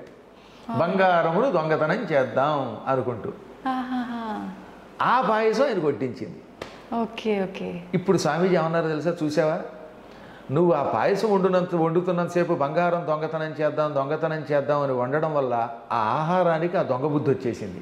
అది తినగానే నా వంటి సన్యాసికి కూడా దొంగతనం చేయాలనిపించింది. అందువల్ల ఆహారం వండేటప్పుడు పవిత్రంగా వండాలి. ఆ ఎఫెక్ట్ ఉంటుందమ్మా, ఆలోచన తరంగాలు. ఇది కూడా ఒక సైన్సే, అది తెలియదు. కానీ ఈ నాస్తికులకి, ఈ మూర్ఖులు ఉంటారే, అజ్ఞాన సముద్రులకి, వాళ్ళకి తెలియదు. అది మేమంటే అనుభవించి చెబుతున్నాం. అందువల్ల నేనేమో ఓ పాట రాశాను అప్పట్లో. ఏమని? తింటూ రామయ్యను తినకున్న రామయ్యను తినిపిస్తూ రామయ్యను రామ్ రామ్ రామ్, వండుతూ రామయ్యను వండిస్తూ రామయ్యను వండకున్న రామయ్యను రామ్ రామ్ రామ్, రామ రామ రామ రామ రామ రామ రామ రామ రామ రామ రామ రామ్. ఇలా ఏ పని చేసినా, తింటున్నా తినిపిస్తున్నా, తినకున్నా, వండుతున్నా వండిస్తున్నా, వండకున్నా, నడుస్తున్నా నడిపించకున్నా, సర్వకాల సర్వావస్థల్లో రామ అనుకుంటే ఈ ఆహారం మీద ఎఫెక్ట్ ఉంటుంది. ఇప్పుడు ఎక్కడో పనికి వాళ్ళని చోట తిన్నాం, ఏ హోటల్లోనో, ఆ హోటల్లో వండుతున్నంతసేపు వాడు పక్క వాడిని పొడి చేద్దాం, లేకపోతే యజమాని గారి దగ్గర డబ్బు దొబ్బేద్దాం అనుకుంటూ వండితే ఈ తిన్నవాడిగా బుద్ధులు వస్తున్నాయి. అందుకే ఇంత మంచి యాంకర్ అయిన మీరు కూడా అక్కడ తినొచ్చి నన్ను ప్రశ్న అడిగితే కత్తితో పద్మాకర్ గారు మిమ్మల్ని పొడి చేస్తాను అనొచ్చు. అదృష్టవశాత్తు మీరు అక్కడ తినకుండా వచ్చారు కాబట్టి మీరు నేను కూడా బతికాం. కాబట్టి ఆహారం మీద ఆ ప్రభావం ఉంటుంది కనుక సరి అయిన వాడు వండాలి. సరి అయిన వాడు వండితే ఏదైనా ఉంటుందండి. శబరు ఉంది, ఆవిడ రామభక్తురాలు, అందుకే ఆవిడ చేతి ఆహారం తిన్నటువంటి వాళ్ళందరికీ రామనామస్మరణ వచ్చింది. అందువల్ల ఎప్పుడు మనం తినే ఆహారం యొక్క ప్రభావం మన ఆలోచనల మీద ఉంటుంది. నిత్యం హింసతో క్రూరమైన ఆహారం తింటున్నారు కాబట్టి గోమాంసం తినేటటువంటి వాళ్ళ యొక్క ఆ వంశాలన్నీ ఆవులు చంపడానికి, హత్యలకి ముందుకు వస్తున్నారు. కారణం అది. అందుకని గోవుని తినద్దు అన్నారు మన పెద్దలు. గురుగారు, గోవు అన్నారు కదా, మాంసాహారం. ఇప్పుడు మాంసాహారం తినకూడదు అని చెప్పి అంటుంటారు, కానీ ఏ శాస్త్రంలో తినకూడదని లేదు. ఒక్కొక్క వర్ణానికి ఒక్కొక్క దానికి అలా డిసైడ్ చేయబడింది, తిన్నా తప్పు లేదు అని.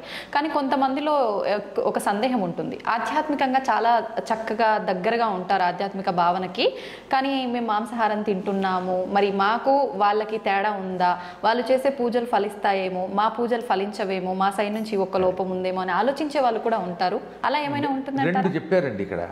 తినగలిగితే సాత్వికాహారం తిని అర్చన చేయండి, అదేం కాదనండల్లా. కానీ అందరూ తినలేరు. చిన్నప్పటి నుంచి వారి వారి యొక్క వంశాచారాలు ఏవో. నువ్వు ఏమి తింటున్నది పరమాత్మనికి సమర్పిస్తే ఏ దోషము రాదు. ఏ పూర్వకాలంలో మరి అడవుల్లో పోయేవాళ్ళు లేరు, వాళ్ళు నిరంతరం శివనామస్మరణం చేసి తిన్నారు కాబట్టి వాళ్ళకి దోషం లేదు. వాళ్ళు అంత భక్తి పరాకాష్ఠకి వెళ్ళాలి. తర్వాత జపతపాలు చేసే కాలంలో కొన్ని నియమాలు ఉంటాయి. ఇప్పుడు కార్తీక మాసమేనో లేకపోతే ఒక యజ్ఞం చేశారు, ఓ శివరాత్రును, అటువంటిప్పుడు మాత్రం ఆహార నియమం పాటించండి. మిగతా రోజుల్లో నేనైతే శాకాహారిని కాబట్టి శాకాహారం తినండి అని మీకు సలహా ఇస్తాను, అది వేరే విషయం. కానీ అలవాటు మానలేనటువంటి వాడు అది మానేయద్దు. వాడు తింటూ కూడా పరమాత్మను అర్చించండి, అర్చించి కూడా తరించవచ్చు. సందేహం లేకుండా భగవంతుడికి ఇవేం అక్కర్లా. కాబట్టి నా వ్యక్తిగతమైన అభిప్రాయం మేమే దొరుకుతున్నాం. అడవుల్లో ఎంతోమంది పోయేవాళ్ళు అలా చేసి తరించారు. భక్త కన్నప్ప ఉన్నాడు, మాంసము పెట్టాడు, కన్ను కూడా ఇచ్చాడు. నువ్వు ఆ స్థాయికి వెళ్ళాలి. కన్నప్పని నువ్వు ఆదర్శంగా తీసుకున్నప్పుడు పందిని కొట్టి మాంసం నైవేద్యం పెట్టాడే శివుడికి. రేపు పొద్దున శివుడికి కష్టం వస్తే కన్ను కూడా తీశాడు. నువ్వు కూడా ఉపాసన చేస్తున్నప్పుడు అంత స్థాయి భక్తుడు అదే నేను కోరేది. కానీ మన ధర్మాన్ని మాత్రం విడిచిపెట్టకు. హలాల్ అనే పేరుతో ఉన్నటువంటి అపవిత్ర ఆహారం తినకుండా నీకు తినాలనిపిస్తే ఏ అమ్మవారి దగ్గర చేసుకుని నీ భోజనం నువ్వు చెయ్యి, అంతే. అమ్మవారి దగ్గర అంటే అది బలి ఇవ్వటమే. ఆ బలిచ్చుకుని ఇప్పుడు ఎలాగోడు మాండవు. అవును, బయట ఎక్కడో బదులు ఇది అమ్మవారికి సమర్పణ చేసి తింటే కొంత నయ్యం కదా. అది ఏదైనా భగవంతుడికి నివేదన చేస్తే అపవిత్ర ఆహారం కూడా పవిత్ర ఆహారం అవుతుంది కనుక అందుకని మన పెద్దలు అలా చెప్పారు. Okay okay. గురుగారు, ఇందాక మీరు అన్నారు రామ రామ అని చెప్పి ఒక పాట కూడా. అయితే మన పెద్దవాళ్ళు కూడా ఇంతకు ముందు కాలంలో, ఇంతకుముందు ఏంటి, ఇప్పుడు కూడా పెద్దవాళ్ళు పడుకునేటప్పుడు లేసేటప్పుడు రామకృష్ణ రామకృష్ణ అని తలుస్తూనే ఉంటారు. నిజంగా రాముణ్ణి కృష్ణుణ్ణి తలవాలంటారా? ఎవరి ఇష్ట దైవాన్ని వాళ్ళు తలుచుకోవచ్చు అంటారా? ఏదో ఒక భగవన్నమ్మా. శివ అని వాళ్ళు లేరు, హరహర మహాదేవ, కొంతమంది పురమహాదేవ మహాదేవ అనేవారు. అంటే ఎక్కువగా రాముణ్ణి కృష్ణుని ఎందుకు తలుచుకుంటామంటే ఇద్దరు అవతారమూర్తులే. శ్రీమన్నారాయణుడి యొక్క దివ్య అవతారాలు. అందులో రాముడు మర్యాద పురుషోత్తముడు. రామనామస్మరణం వల్ల రాముడు ఎలా నడుచుకున్నాడో అలా నడుచుకోవాలి. ఏకపత్ని వ్రతత్వము, మాటంటే నిలబెట్టుకోవడము, శరణన్న వాళ్ళని రక్షించడము, ఠీవిగా రాజుగా పరిపాలించటము, ఎక్కడ పడితే అక్కడ పిచ్చివాగుడు వాక్కుండా గంభీరంగా పలకడము, ఇవన్నీ రాముడి లక్షణాలు. కాబట్టి రామనామస్మరణ వల్ల అవి నేర్చుకో. ఇక కృష్ణుడు సంపూర్ణ అవతారం అది. ఏ తే చాంశ కళాపుంస కృష్ణస్తు భగవాన్ స్వయం. భగవంతుడు 22 అవతారాలు ఎత్తినట్టుగా భాగవతంలో ఉంది. ఆ 22 అవతారాల్లో 21 అంశావతారాలు, ఒక్క కృష్ణావతారం పరిపూర్ణ అవతారం. ఆ పరిపూర్ణ అవతారంలో ఆయన చూపించిన మహిమలు ఇంకెవరూ చూపించలేదు. అన్నిటికీ మించి జగద్గురు ఆయన. భగవద్గీత మనకు అందించిన గురువు అండి ఆయన. ఇక గురువు అనే శబ్దంలో జగద్గురువు మొట్టమొదటి ఆయనే. వసుదేవసుతం దేవం కంసచాణూరమర్దనం దేవకీ పరమానందం కృష్ణం వందే జగద్గురుం అని ఆయననే మనం జగద్గురువుగా కొలుస్తున్నాం. కాబట్టి అంతటి జగద్గురుడి నామాన్ని తలుచుకోవాలి. అందుకని రామ కృష్ణ అనుకుంటే అవతారములలో ఉన్న విశిష్ట లక్షణములు మనకి తెలుస్తాయి, ఆ కథలు తెలుస్తాయి. తద్వారా వాళ్ళలాగా మనం మారడానికి ప్రయత్నిస్తాం. పైగా ఈ నామములు ఇంకా తొందరగా రక్షిస్తాయి. రామనామానికి కృష్ణనామానికి ఉన్న శక్తి ఇంకంతా ఇంత కాదు, అనుభవించిన వాడికి తెలుస్తుంది. నేను తింటున్నా, తిరుగుతున్నా, నిద్రపోతున్నా కూడా లోపల లోపల ఆ నామం సాగుతూ ఉంటుంది. అలా సాగినప్పుడల్లా ఏదో తెలియని అలౌకిక ఆనందం పొందుతాను. అమ్మ, నాకు నిజంగా రాముడు కృష్ణుడు రెండింటి గురించి ఎన్నో పురాణాలు చెప్పినా అసలు కృష్ణావతారం, ఆ కృష్ణుడి యొక్క లక్షణాలు తలుచుకుంటే ఎంత ఉత్సాహం కలుగుతుందో తెలుసునా. భాగవతాన్ని ఇప్పటి వరకు 371 సప్తాహాలు చేశాను. సప్తాహం అంటే తెలుసు కదా, 7 రోజుల పాటు భాగవతాన్ని పారాయణం ప్రవచనం చేస్తూ ఉంటాం. ఇప్పుడు 371వ పారాయణ కింద జరుగుతుంది మీరు వచ్చే సమయానికి. ఇప్పుడు అలా 371 అంటే నా జీవితంలో ఎన్ని రోజులు గడిపుంటానో ఆలోచించండి. సంవత్సరానికి 52 ఎన్ని వారాలు మినిమం అనుకుందాం కనీసం. 371 అంటే నేను కనీసం ఒక 6-7 సంవత్సరములు దానికే వెచ్చించాను అన్నమాట. ఇందులో సప్తాహాలకి పురాణాలు పక్కన పెట్టండి అనమాట. అందులో నిత్యం కృష్ణుడిని తలుచుకోకుండా, కృష్ణుడి పాట పాడకుండా ఉండను. అందుకని మన పెద్దలు ఏమన్నారన్నమాట, అలా అనుకోమన్నారు. ఈ రామకృష్ణ అనుకోవడం కాకుండా అప్పుడు పాటలు కూడా పాడుకుంటే అసలు ఆ గానం వల్ల తొందరగా తరిస్తాం. కలియుగంలో కలవు సంకీర్తనాత్ ముక్తి. ఈ కలియుగంలో సంకీర్తన చేస్తే తొందరగా మోక్షం వస్తుంది. అందుకే మా భక్తుల చేత ఎప్పుడు నేను ఎన్నో కృష్ణ గీతాలు పాడించాను అనమాట. నాకు బాగా ఇష్టమైనది సింధు భైరవి రాగంలో శ్రీకృష్ణుడి పాట ఒకటి ఉన్నది. అది ఘంటసాల వారు ట్యూన్ చేశారు, సముద్రాల వారు రాశారు, సుశీల పాడింది. సినిమా వినాయక చవితి. సినిమా వినాయక చవితి కానీ అందులో కృష్ణుడు అనమాట. ఎంత గొప్ప పాట అండి. మ్యూజిక్ కూడా ఘంటసాలది. ఇంకా అలాంటి మనిషి ఇంకెక్కడ పుట్టాడు ఈ ప్రపంచంలో. నాకు ఆయన మీద ఉన్నంత వెర్రి పెచ్చ భక్తి ఇంకెవరి మీద ఉండదు. కారణం ఆయన జన్మ నాకు తెలుసు. ఆయన తర్వాత ఎవడైనా అలాంటి పాటగాడు మళ్ళీ పుట్టాడు గాయకుడు అంటే. ఒక 2 లైన్లు పాడండి గురుగారు. నిన్ను నెరనమ్మితిరా, నిన్ను నెరనమ్మితిరా మోహన కృష్ణ, నిన్ను నెరనమ్మితిరా దేవా ప్రేమావతారా,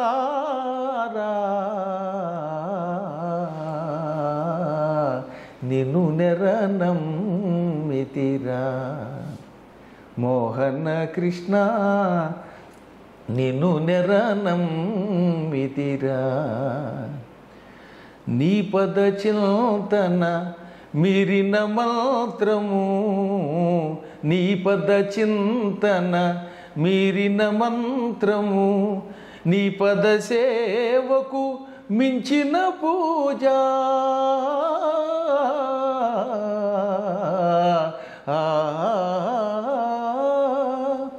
నీ పద సేవకు మించిన పూజ, నీ సరితూగే దైవమే లేదు, నీ సరితూగే దైవమే లేదు మోహన మురళీలోలా, నిన్ను నెరనమ్మితిరా మోహన కృష్ణ, నిన్ను నెరనమ్మితిరా దేవా ప్రేమావతారా,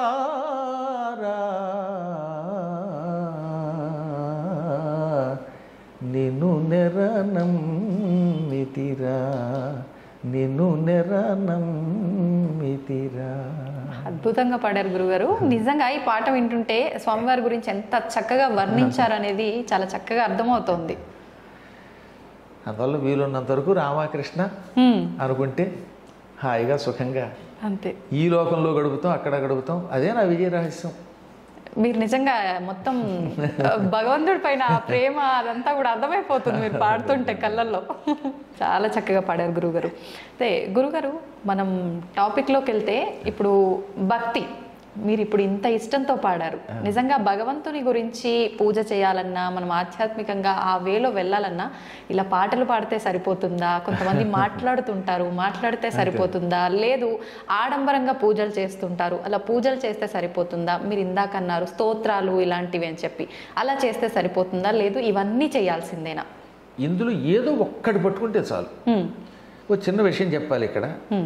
ప్రథమం సర్వశాస్త్రాణం పురాణం బ్రహ్మణా స్మృతం అనంతరంచ వక్త్రేభ్యో వేదాస్తస్య వినిశ్రుతా.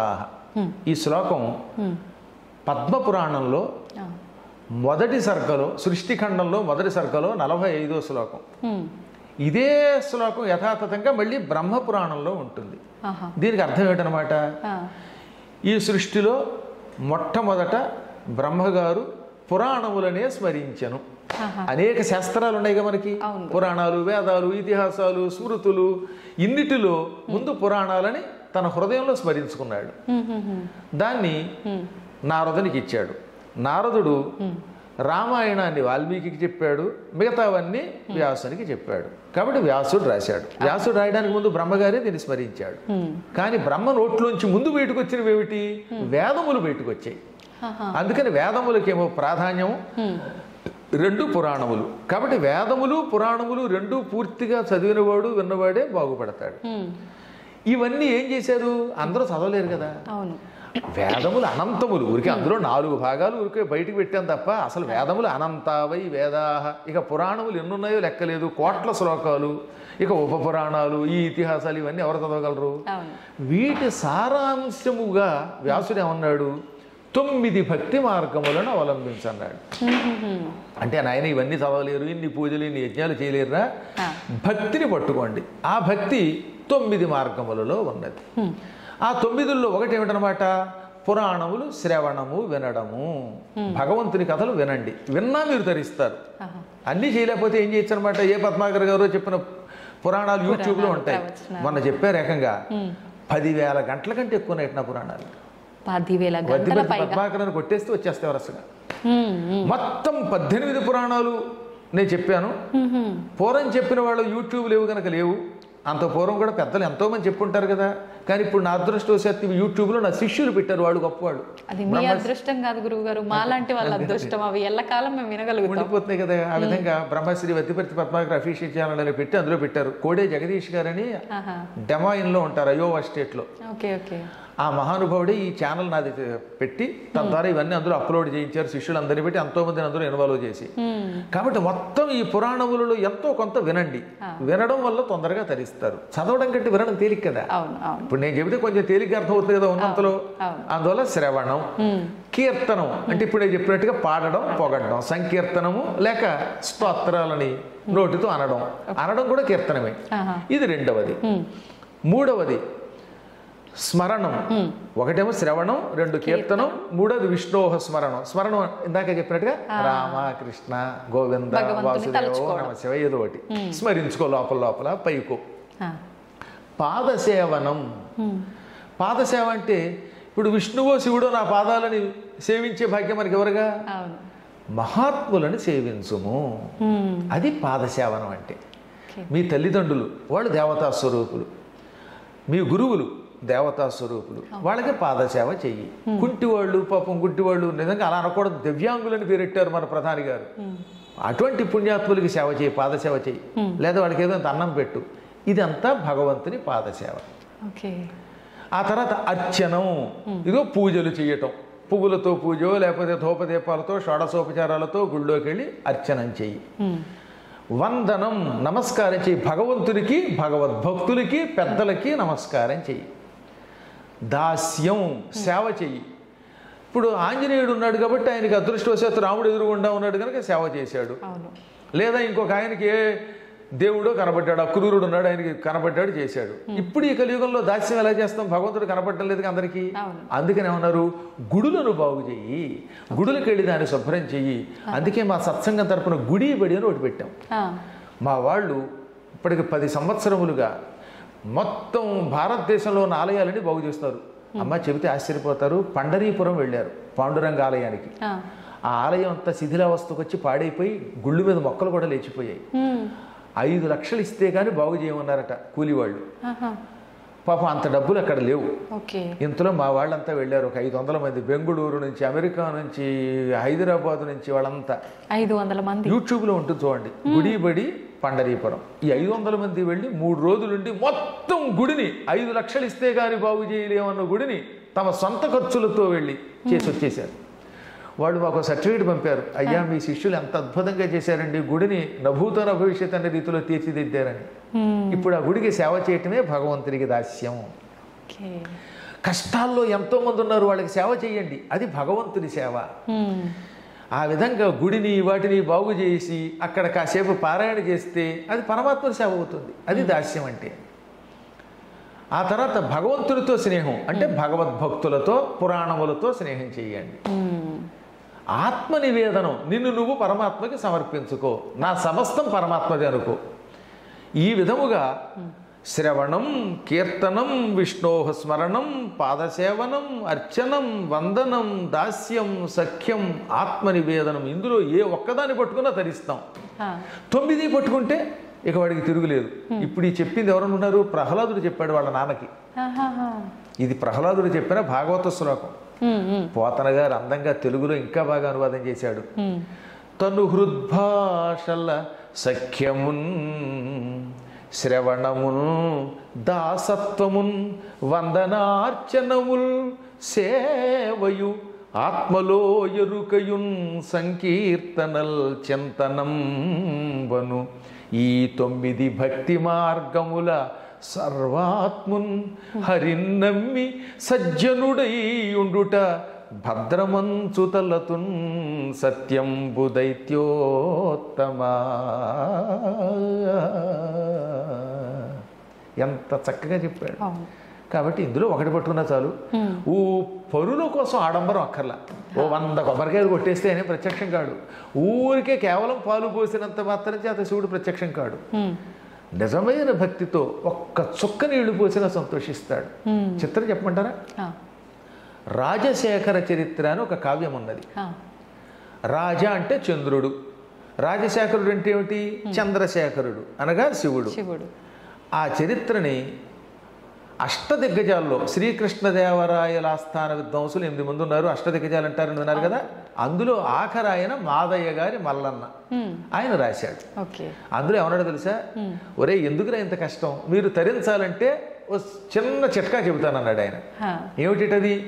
నీలకంఠుని శిరసుపై నీళ్లు జల్లి పత్తిరిసుమంత ఎవ్వాడు పారవైచు, కామధేనువు వానింటి గాడి పసర మల్ల సురశాకి వానింటి మొల్ల చెట్టు.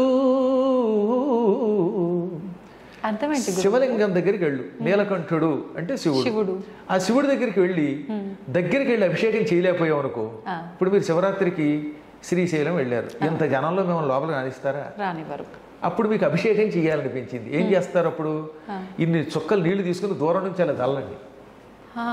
ఆయన మీద పడినా పడకపోయినా దూరం నుంచి జల్లితేట ఏది అలా జల్లితే, నాయన నా దగ్గరికి రాలేకపోయావా, కానీ నువ్వు భక్తితో జల్లావు, ఇది నాకు మహన్యాసపూర్వక ఏకాదశి రుద్రాభిషేకం అనుకుంటాట ఆయన. అందుకని నీలకంఠుని శిరసుపై నీళ్లు జల్లి, అందులో భక్తి కూడా లేకపోవచ్చు ఒక్కోసారి, ఏదో దూరంలో ఆత్రంతో అలా జల్లేశారు, అది అభిషేకం అనుకుంటున్నాడు ఆయన. ఇంకా ఆయన మీద 1,00,000 బెల్వార్చనో లేకపోతే 1,00,00,000 పత్రికో పూజ చేద్దాం అనుకున్నారు, కానీ కుదరట్లేదు. ఎందుకంటే గుళ్ళోకి వెళ్ళనివ్వడం లేదు కనుక, జనాలు ఎక్కువ ఉన్నారు. అప్పుడు దూరం నుంచి ఒక పత్రి విసిరేయండి. పత్రి సంస్కృతం, తెలుగులో పత్తిరి అది వికృతి అంటారు. ఇక్కడ పత్తిరి అని ఎందుకన్నాడు తెలుసా? నువ్వు మనస్ఫూర్తిగా పూజ చేయలేకపోతున్నావు, విసురుతున్నావు, అందుకని అది వికృతి పూజ. దూరం నుంచి అలా విసిరేయి. విసిరితే ఆయన ఏమనుకుంటాడు? పాపం వాడు భక్తుడే, దగ్గరికి రాలేకపోతున్నాడు జనాలు ఉండడం వల్ల, అయినా విసిరాడు, ఇదే నాకు 1,00,000 బిల్వార్చన అనుకుంటున్నాడు. అలా సంతోషపడిపోయి ఎప్పుడు నీ మనస్సులో ఆయన మీద ప్రేమ ఉన్నప్పుడు నేను ఆయన్ని పూజించాలి కానీ కుదరడం లేదు, నాకు ఆడంబరం లేదు, నేను ఎక్కువ పత్రి వేయలేను, నీళ్లు పోయలేను, అభిషేకం చేయలేను, టైం లేదనుకుని అన్ని నీళ్లు తల్లి ఓ పత్రి విసిరితే అదే అభిషేకం, అదే పత్రి పూజగా భావించి ఆయన ఏం చేస్తాడు, వెంటనే కామధేనువుని మన ఇంట్లో కట్టేస్తాడు. నీళ్లు తల్లినందుకు కామధేనువుని మన ఇంట్లో కట్టాడు. కామధేనువు మన ఇంట్లోకి వస్తే లాభం ఏమిటి? కామధేనువు స్వర్గంలో ఉంటుంది, పాల సముద్రం చిలికితే పుట్టింది, ఆవు దగ్గరికి వెళ్ళి ఏం అడిగితే ఇది ఇస్తుంది. కామధేను లక్షణం ఏమిటి? కోరిన కోరికలు ఇస్తుంది. కామము అంటే కోరిక, కోరినవి ఇస్తుంది కనుక ఆ ధేనువుని ఆవుని కామధేను అన్నారు. అప్పుడు మీరు ఆ కామధేనువుని ఏది ఆయనేమో ఇన్ని నీళ్లు తల్లినందుకు కామధేనువు ఇంట్లో పెట్టాడు కనుక కామధేనువు నేను ఇల్లు కొనుక్కోవాలనుకుంటున్నాను, జూబ్లీ హిల్స్లో ఒక్క అపార్ట్మెంట్ ఒక ఫ్లాట్ ఇప్పించవా అంటే ఇచ్చేస్తున్నది నిజంగా చిత్తశుద్ధితో వేస్తే. ఆ తర్వాత ఏం చేశాడు ఆయన? పత్రి విసిరినందుకు ఇంట్లో కల్పవృక్షాన్ని నాటాట. సొరశాఖి అంటే కల్పవృక్షం, అల్ల సొరశాఖి ప్రసిద్ధికెక్కిన కల్పవృక్షం వానింటి మొల్ల చెట్టు, మీ ఇంట్లో మొల్ల చెట్టు నాటినట్టుగా ఓ మల్లె చెట్టు నాటినట్లుగా నాటేస్తాడు. ఇప్పుడు కల్పవృక్షం మీ దొడ్లో ఉంటే లాభం ఏమిటి? కల్పవృక్షం కూడా అంతే, ఏదడిగితే దిస్తుంది. నాకు ఐ డ్రీమ్ ఛానల్ నుంచి పద్మాకర్ గారి దగ్గరికి వెళ్ళడానికి ఆకాశంలో వెళ్ళేందుకు చిన్న విమానం ఇవ్వంటే ఇచ్చేస్తుంది. అప్పుడు ఈ ట్రాఫిక్లో ఇరుక్కుని లేటుగా రావక్కర్లేదు. అలాగే ఏదో కాస్త ఆకలిస్తే మీ లెవెల్లో మీరు ఏదో పండో ఓ ఇడ్లీయో ఓ దోశో లేదా పాయసమో ఇంకేమైనా అవన్నీ నేను నా నోటితో ఉచ్చరించలేను అనుకోండి, ఏం కోరుకుంటే ఇస్తుంది. ఆ విధముగా స్వామివారు ఇన్ని నీళ్లు తల్లితే ఒక పత్రి వేస్తే కూడా సంతోషపడిపోయి కోరికలు తీరుస్తాడని అర్థం. కాబట్టి మనకి భక్తి ముఖ్యం, 10 మంది కోసం ఆడంబరం అక్కర్లేదు. గురుగారు, ఇప్పుడు మీరు అన్నారు తెలిసి తెలియక కూడా మనం అలా భగవంతుడిపై నీళ్లు చిలకరిస్తే చాలు ఆయన అనుగ్రహించాడు అని చెప్పి. మరి కొంతమంది ఎన్నో రకాల పూజలు చేస్తూ ఉంటారు, నిజంగా భక్తితోనే చేస్తుంటారు అనిపిస్తుంది మన వరకైతే చూస్తుంటే. అయినా కూడా కోరికలు తీరకపోగా చాలా రకాల ఇబ్బందులు పడుతూ ఉంటారు. ఇంకా విరక్తి వచ్చేస్తుంటుంది వాళ్ళకి, అసలు నాకు భగవంతుడికి ఎన్ని పూజలు చేసినా వ్యర్థం, అసలు భగవంతుడు లేడు, రాయి అని చెప్పి మూర్ఖంగా మాట్లాడే దశకు కూడా వెళ్ళిపోతున్నారు. ఎందుకు అవుతుందంటారు అలాగా? అదే ఇప్పుడు మీకు చెప్పవలసింది ఏంటంటే, ఒక్కొక్కళ్ళకి రోగ నిరోధక శక్తి ఎక్కువ ఉంటే డాక్టర్ గారి దగ్గరికి వెళ్ళగానే ఒక్క టాబ్లెట్తో తగ్గుతుంది. ఒక్కొక్కళ్ళ శరీరం చాలా పాడైపోయి ఉంటుంది, అది ఒక్క దెబ్బకి తగ్గదు. కొంతకాలం ఓపిగ్గా కోర్సు వాడితేనే మందు తగ్గుతుంది. ఓ మామిడి చెట్టు మీకు ఇచ్చాను అనుకోండి, అది నాటిన వెంటనే పండిస్తుందా? ఇవ్వదు. నేల ముందు బాగుండాలి. ఏముండాలి? నేల ముందు సాగు నేల, మంచి ఒక సారవంతమైన నేల అయితే అందులో నాటితే దాన్ని కొంతకాలం జాగ్రత్తగా పోషిస్తే, నీళ్ళు అవి పోసి పెరిగాక పళ్ళు ఇస్తుంది. ఇప్పుడు మనం చేసే పూజలు ఇవన్నీ మన కర్మలే. ఇవన్నీ ఫలించడానికి కొంచెం సమయం పడతాయి. కొందరికి వెంటనే ఎందుకు ఫలిస్తుందంటే వాడి భక్తిలో పరాకాష్ఠ స్థితి ఉంది. అంటే వాడు సారవంతమైన నేల లాంటి వాడు, విత్తనం గొప్పది, తొందరగా ఫలిస్తుంది. హైబ్రిడ్ ఇది. కొన్ని తొందరగా ఫలించవు. అలాగే కొంతమందికి తొందరగా ఔషధం పనిచేస్తుంది, కొందరికి ఫలించదు. వారి శరీరాన్ని బట్టి, వారి మనస్సుని బట్టి, ఇచ్చే మందుని బట్టి ఫలితం ఉంటుంది. మనం పూర్వజన్మలోనూ ఈ జన్మలోనూ చేసిన కర్మలు తొలగడానికి కొంతమంది ఎక్కువ కాలం ఎదురు చూడాలి, కొంతమందికి తొందరగా ఫలిస్తాయి. అందువల్ల ఓపిగ్గా చెయ్యవలసిందే. ఇప్పుడు మీకు ఉద్యోగం కోసం ప్రయత్నిస్తున్నారండి, ఒక్కొక్కటి ప్రతిభని బట్టి ఏమవుతుంది, ఇమ్మీడియట్గా సెలెక్ట్ అవుతున్నాడు. ఒక్కొక్కడు 5-6 సార్లు పరీక్షలు రాశాక సెలెక్ట్ అవుతాడు. ఒక్కొక్కడు యావజ్జీవితం డిఎస్సి రాసినా సెలెక్ట్ అవడు. కానీ వాడు బతకడానికి ఇంకో ఉద్యోగం చూసుకోవాల్సిందే, తప్పదు. అలాగే మనం చేసిన ప్రయత్నములు ఒకవేళ వ్యర్థమైనా తొందరపడకుండా నమ్ముకుంటే అవుతాయి. చదువుకుంటున్న రోజుల్లో ఓ తమాషా జరిగింది. నేను డిఎన్ఆర్ కాలేజీలో డిగ్రీ చదువుతున్నాను, భీమవరం వెళ్ళి. ఎంతలో ఒక పల్లెటూరుకి వెళ్ళాను, అర్ధవరం అని. ఆ ఊళ్ళో ఉగాది నాడు 1986లో ఉగాది నాడు ఎవరో స్వామీజీని సుందరకాండ చెప్పమని పిలిచారు. ఆ స్వామీజీ చివరి మూమెంట్లో రాలేకపోయాడు. అప్పుడు వాళ్ళు నా ఎదురుగుండా హ్యాండ్ ఇచ్చారు స్వామీజీ, ఇదే ఇంగ్లీష్ మాట వాడారు. ఇచ్చి ఆయన రాలేదు, ఎలాగా అనుకుంటూ ఉంటే అనుకోకుండా ఎందుకు నేను వెళ్ళాను. మంచి ఇన్షర్ట్ చేసుకుని, ప్యాంటు షర్టు వేసుకుని, అప్పట్లో సైకిలే గొప్ప కదా, సైకిల్ తొక్కుంటూ వెడితే అక్కడ ఒక ఆవిడ చూసింది. ఆవిడ సన్యాసిని జీవితం గడుపుతున్న పుణ్యాత్మురాలు. నా ముఖం చూసిందమ్మా. చూసి చూడగానే, ఏమండి ఈ సుందరకాండ చెప్పగలడు, రేపు చెప్పమంది. ఆ రోజు అమావాస్య, రేపటి నుంచి ఉగాది, మీరు సుందరకాండ చెప్పండి అంది. నేను ఎవరో తెలియదు. నేను కూడా పోని ఇదేమిటి నేను చెప్పడం ఏమిటి అనకుండా అలాగే అనేసాను. వెంటనే మా నాన్నగారి దగ్గరికి వచ్చాను. నాన్నగారు ఇలా పురాణం చెప్పమంటుంది ఏమిటంటే, ఒరే నీకు ఎలాగో సంస్కృతం బాగా పాండిత్యం ఉంది కదా, హిందీ వచ్చు తెలుగు వచ్చు, ఇవాళ సుందరకాండంలో 2-3 సర్కలు కంఠస్థం చెయ్యి, తాత్పర్యం చెప్పేయి అన్నారు ఆయన. ఒకసారి ఆలోచించండి, సుందరకాండంలో 68 సర్కలు ఉంటాయి, 9 రోజుల్లో కంఠస్థం చేసి చెప్పమన్నారు ఆయన. అవును. నేను వెంటనే మొదటి సర్క తీసుకున్నాను. తతో రావణ నేతాయా సీతాయా శత్రుకరిసిన ఏష పదమన్వేష్టం చారణ చరితేపతి దుష్కరం నిష్పతి ద్వంద్వం చికీర్షన్ కర్మవానర సముద్ర శిరోగ్రీవో గవాంపతిరివాబభో, ఇలా శ్లోకాలు ఓసారి చదివితే గుర్తు ఉండిపోయి కంఠస్థం వచ్చేసి, ఓరి బాబు ఎంత జ్ఞాపక శక్తి ఉందన్నమాట అనుకుని మొత్తం ఆ 9 రోజుల్లో కంఠస్థం చేసి పురాణం చెప్పేశాను. అద్భుతంగా వచ్చేసారు ఆ ఊళ్ళో జనాలు, పెద్ద పెద్ద వాళ్ళు. 20 ఏళ్ల కుర్రవాడి పురాణానికి 60 ఏళ్ళు దాటిన వాళ్ళు వచ్చారు. ఇక నాకు బ్రహ్మరథం పట్టేశారు ఆ ఊళ్ళో. ఆ ఊళ్ళో ఎక్కువ రాజులు, క్షత్రియులు. ఇంకా వెనక్కి తిరిగి చూసుకోలేదు ఆనాటి నుంచి ఈనాటి వరకు. కాబట్టి ఎందుకు చెప్తానంటే, అప్పుడు పురాణములు మొదలు పెడితే ఇన్నాళ్ళు పట్టింది కదా నేను పురాణాలు మండపం కట్టడానికి, ఇంకా ప్రయత్నం చేస్తున్నాం. కొంతకాలం పడుతుంది. నా తర్వాత వచ్చిన వాళ్ళు బాగా మీకు వచ్చిన వాళ్ళు రేటి. ఇప్పుడు నా తర్వాత చాగంటి కోటేశ్వరరావు గారు నేను వచ్చిన తర్వాత 20 ఏళ్ల తర్వాత వచ్చారు. మా నాన్నగారికి అమరేశ్వర ప్రసాద్ గారు ఒక శిష్యుడు ఉన్నాడు. మా నాన్నగారి దగ్గర సంస్కృతం చదువుకున్నాడు. మా నాన్నగారు 3 ఏళ్ళు ఆయనకి అన్నం పెట్టి పాఠం చెప్పారు.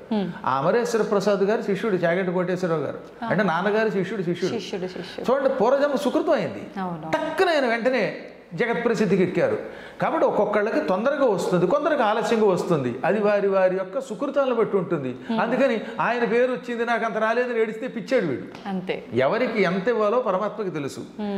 అందువల్ల మనం పూజ చేసినంత మాత్రం చేత వెంటనే ఈ రోజే ఫలించదు. యాంకర్లు చాలా మంది ఉన్నా ఒక్కొక్కళ్ళకి ఎందుకు పేరు వస్తుంది? మీ పొజిషన్లో చాలా మంది ఉంటారు కదా, ఒక్కొక్కళ్ళకి కొంచెం తొందరగా పేరు రావచ్చు, కొందరికి కొంచెం ఆలస్యం రావచ్చు. కానీ మొత్తం మీద నమ్ముకుని చెయ్యండి. అందువల్ల ఓపిక పట్టాలి. ఒక్కోసారి ఓపిక పట్టినా కూడా ఎన్నాళ్ళైనా ఫలించకపోతే అప్పుడు భగవంతుడి మీద కొంచెం అలగచ్చు. భక్త తుకారాం లాగా. తుకారాంకి మండిపోలేదా? ఉన్నావా అని పాడా, అప్పుడు వస్తాడు దేవుడు. అందువల్ల అప్పుడప్పుడు ఒక్కోసారి వస్తుందండి. భద్రాచలంలో రామదాస్ ఏమన్నాడు? అబ్బబ్బా దెబ్బలో కొరవక తిట్టి తినయ్యా. ఆయన కూడా తిట్టాడు ఒకసారి. ఎవడబ్బా సొమ్మని కులుగులు తిరిగేవు రామచంద్ర అన్నాడు. అంచేత మరీ ఎక్కువ భక్తులు అప్పుడప్పుడు దెప్పుతారు, దెప్పితే వస్తాడు దేవుడు. కానీ ఈరోజు కంగారు పడకుండా మీ పని మీరు చెయ్యండి, ఎప్పుడో ఒకప్పుడు వస్తాయి. మీకు మామిడి పళ్ళ కథ ఒకటి ఉంది కదా. ఓ ముసలాడు మామిడి టెంక నాడాడు. అది మన పురాణం కథ. దాన్ని తెనాలి రామకృష్ణలో పెట్టారు సినిమాలో. అది నిజానికి పురాణ కథే, పద్మపురాణంలో కథే. ఓ ముసలాయన ఒక టెంకర్ పట్టుకెళ్ళి నాటుతున్నట్ట. ఏది నలుగురు తిరిగేటటువంటి ఒక బాట దగ్గర. ఎంతలో అటుగా పెడుతున్న రాజుగారు చూశారు. ఏమయ్యా నీకు ఎప్పుడే 70 ఏళ్ళు 80 ఏళ్ళు ఉన్నాయి, ఈ టెంక నాటితే ఎప్పటికి చెట్టు అవుతుంది, ఎప్పుడు పళ్ళు ఇస్తుంది? అంటే ఈ చెట్టు పెరిగి పళ్ళు ఇచ్చేదాకా ఇంకా బతుకుదాం అనుకుంటున్నావా అంటే, మహారాజా మన పెద్దలు ఎలా అనుకుని ఉంటే ఇవాళ మామిడి చెట్లు మనకు వచ్చేవా అన్నాడు ఆయన. ఇవాళ ఈ టెంక నాటేది నా కోసం కాదు, నా తర్వాత తరాల వాళ్ళ కోసం, వచ్చే జన్మలో నా కోసం పోని. అలాగే ఇవాళ మీరు చేసే పూజలు మీకోసమే కాదు, మీ తర్వాత తరం వాళ్ళ కోసం, రాబోయే జన్మ కోసం. ఈ టెంక నాటాడు, ఆ తర్వాత ఎప్పటికో అది పెరుగుతుంది, తర్వాత వాళ్ళకి ఇస్తుంది. అలాగే మన పెద్దలు నాటారు, మనం అనుభవిస్తున్నాం. మా నాన్నగారు చేసిన పూజ నేను అనుభవిస్తున్నాను, నా పూజ నా పిల్లలు, వాళ్ళు చేసిన పూజలు తర్వాత వాళ్ళు కూడా అనుభవిస్తారమ్మా. ఇప్పుడు మీరు ఆస్తి సంపాదిస్తే మీరు ఒక్కరి కోసం కాదుగా, నెక్స్ట్ జనరేషన్కి. మీ ఇల్లు మీ ఇంట్లో వాళ్ళకి ఇస్తారు, కానీ ఎంత అభిమానం ఉన్నా పద్మాగర్ గారికి ఎవరు, ఆయన ఎంతో పండితులు, ఆయనకి ఇచ్చేద్దామని పొరపాటు అనుకోరు. అందువల్ల మీ ఆస్తి మీ పిల్లలకి వెళ్ళినట్టే మనం ఈ సంపాదించే పుణ్యం మన పిల్లలకు వస్తుంది అనమాట. ఎంత మంచి పాట అది అసలు. పుణ్యంతో పాటు మనం చేసిన పాపపు కర్మ కూడా వెళ్తుందా గురుగారు? గ్యారంటీగా. పుణ్యమైన పాపమైన ఏదైనా వారసులకు వెళ్ళవలసిందే. అది ఎక్కువైతే ఇక్కడ అనుభవిస్తాం. అచ్చొక్కటై పుణ్యపాపై యహైవ ఫలమొస్తునుతే. ఎక్కువగా చేసిన పుణ్యం పాపం ఇక్కడే ఇప్పుడు అనుభవిస్తాం, కొంచెం తక్కువ చేస్తే కొంచెం ఆలస్యంగా అనుభవిస్తాం. కాబట్టి పూజలు చేసేవాళ్ళు కొంచెం ఓపిక పట్టాలి. పాత పాపాలన్నీ తుడిచేదాకా చూసుకోవాల్సిందే. మనం ఆ పాటనే గుర్తుపెట్టుకోవాలి.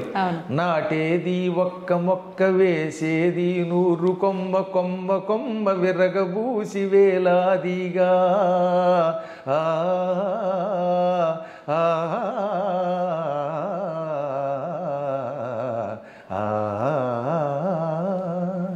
నాటి నాటేది ఒక్క మొక్క వేసేది 100 కొమ్మ కొమ్మ కొమ్మ విరగబూసి వేలాదిగా ఇక కాయాలి బంగారు కాయలు భోంచెయ్యాలి మీ పిల్లకాయలు. ఎంత అందమైన అర్థం ఉందో అందులో అన్నమాట. అలా చేయమనండి, ఓపిక తెచ్చుకోమనండి, తప్పక పరమాత్మని అనుగ్రహం మాత్రం కలుగుతుంది. చేసినది ఎక్కడికి వెళ్ళదు, ఎప్పుడూ ఒకప్పుడు వస్తుంది. అది పుణ్యమైన పాపమైన వస్తుంది. గురుగారు ఖచ్చితంగా అనుభవించాల్సిందే తరతరాలుగా అన్నారు. కానీ అనుభవించాలి అని అంటే చాలా మంది అనుకుంటారు ఈ పూజల వల్ల వీటి వల్ల తగ్గించుకోవచ్చు అంటారు. నిజంగా తగ్గించుకునే అవకాశం ఉందా? తప్పించుకునే అవకాశం లేకుండా కర్మలు 3 రకాలు. ఒకటి ప్రారబ్ధం, ఇంకొకటి సంచితము, ఇంకొకటి ఆగామి. సంచితం అంటే పోగేసుకున్నది, పూర్వం ఎప్పుడో చేసాం, అది బ్యాంక్ బ్యాలెన్స్ FD అనమాట, ఫిక్స్డ్ డిపాజిట్. ఓకే.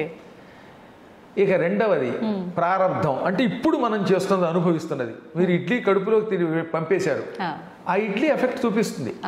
అది మంచి ఇడ్లీ అయితే ఆరోగ్యంగా ఉంటాం. ఏ ఇక్ష్వాకుల కాలం నాటి ఇడ్లీయో పాతకాలం చట్నీయో వేసుకు తింటే వికారం పెడుతుంది. ఈ మధ్యన మాతో ఒక ఆవిడ లంకొచ్చి కాస్త 4 కారపోస్తాను కానీ ఇంటికి వచ్చిన తర్వాత 3 రోజుల పాటు రోజు బాత్రూమే అంటే మరి తిన్నది కదా, తిన్న ఎఫెక్ట్ పడతారు. అది ప్రారబ్ధం. ప్రారబ్ధం అంటే ఒకసారి నీ శరీరంలో ప్రవేశించేసింది, ఇక అనుభవించాలి, దాన్ని ఎవడ ఏం చేయలేడు. మందు వేసినా కూడా ఆ పూర్తిగా దాన్ని కంట్రోల్ చేయదు, కొంచెం కొంచెం కొంచెం తగ్గిస్తుంది. ముందు మొత్తం మీద ఆ చెత్త పోవలసిందే. అంతే. అందువల్ల ప్రారబ్ధ కర్మ అంటే అనుభవించి తీరవలసిన కర్మము. దానికి ఉదాహరణ చెప్పారన్నమాట. తిన్న తిండి ఇంక లోపలికి వెళ్ళాక దాని ప్రభావం ఎలా చూపిస్తుందో అలా చూపిస్తుంది. సంచితం అని ఉంది కదా, పోగేసుకున్నది, అది వదిలించుకోవచ్చు. ఎలా గురుగారు? ఇప్పుడు మీ FD ఉంది, మీకు 10 లక్షలు ఉన్నాయి అనుకుందాం కాసేపు, దేవుడి దయ వల్ల. ఆ 10 లక్షలు మీకు నా మీద అభిమానం కలిగితే నాకు ఇచ్చేయచ్చుగా. మీకు పద్మాకర్ గారి మీద అభిమానం కలిగింది, ఆయన ఏదో పురాణ మండపం కడుతున్నాడు, ఆయనకి ఇచ్చేద్దాం అనిపించింది అనుకోండి, ఇచ్చేయచ్చు. ఇవ్వాలనుకుంటే ఇచ్చేస్తే ఇంకా డబ్బు పోయినట్టే. అంటే కంగారు ఏం పడద్దు, నేనేం మిమ్మల్ని అడగను, మీరు ఒక్కర్లేదు. కాబట్టి సంచితం వదిలించుకోవచ్చు. ఆగామి అంటే భవిష్యత్తులో చేయబోయే పనులు, ఇవి కూడా మనం అదుపులో పెట్టుకోవచ్చు. మనం కావాలంటే కొన్ని పనులను అదుపులో పెట్టుకోవచ్చు, అవి తొలగించుకోవచ్చు. ఈ సంచితము ఆగామి తొలగించుకోవడానికి ఈ అర్చనలు పూజలు ప్రయత్నాలు పనికొస్తాయి. ప్రారంధం మాత్రం చచ్చినట్టు అనుభవించాలి. కానీ అక్కడే ఉన్నది. ఎక్కువ భక్తితో భగవంతుడు పట్టుకోవడం ఎటువంటిది అన్నారు అంటే, ఒక అపవిత్ర ఆహారం తిన్నారు, పనికిమాలిన ఆహారం, దాని ఎఫెక్ట్ వల్ల చచ్చిపోకుండా మందు వేసుకుంటే ఏమవుతుంది, కొంత నీరసం వచ్చినా తగ్గుతుంది, ఏదో వాంతులు అయ్యేయండి, తర్వాత మందు వేస్తే కట్టుబడుతుందా లేదా. అలా ప్రారంధంలో కొంత తగ్గించుకుంటాం. కాబట్టి కర్మలను కూడా మనం భగవదర్చనతో కొంతవరకు నియంత్రిస్తాం, కానీ పూర్తిగా నియంత్రించలేము, ఎంతో కొంత అనుభవించాలి. ఒక్క సద్గురువుల అనుగ్రహం, నిజమైన సద్గురువు నేను చెప్పేది. ఇవాళ అందరూ సద్గురువులు అనుకోండి, ఎవడబడితే వాడు జాయ చక్రాంత కంటే ఎక్కడ కుదురుతుంది.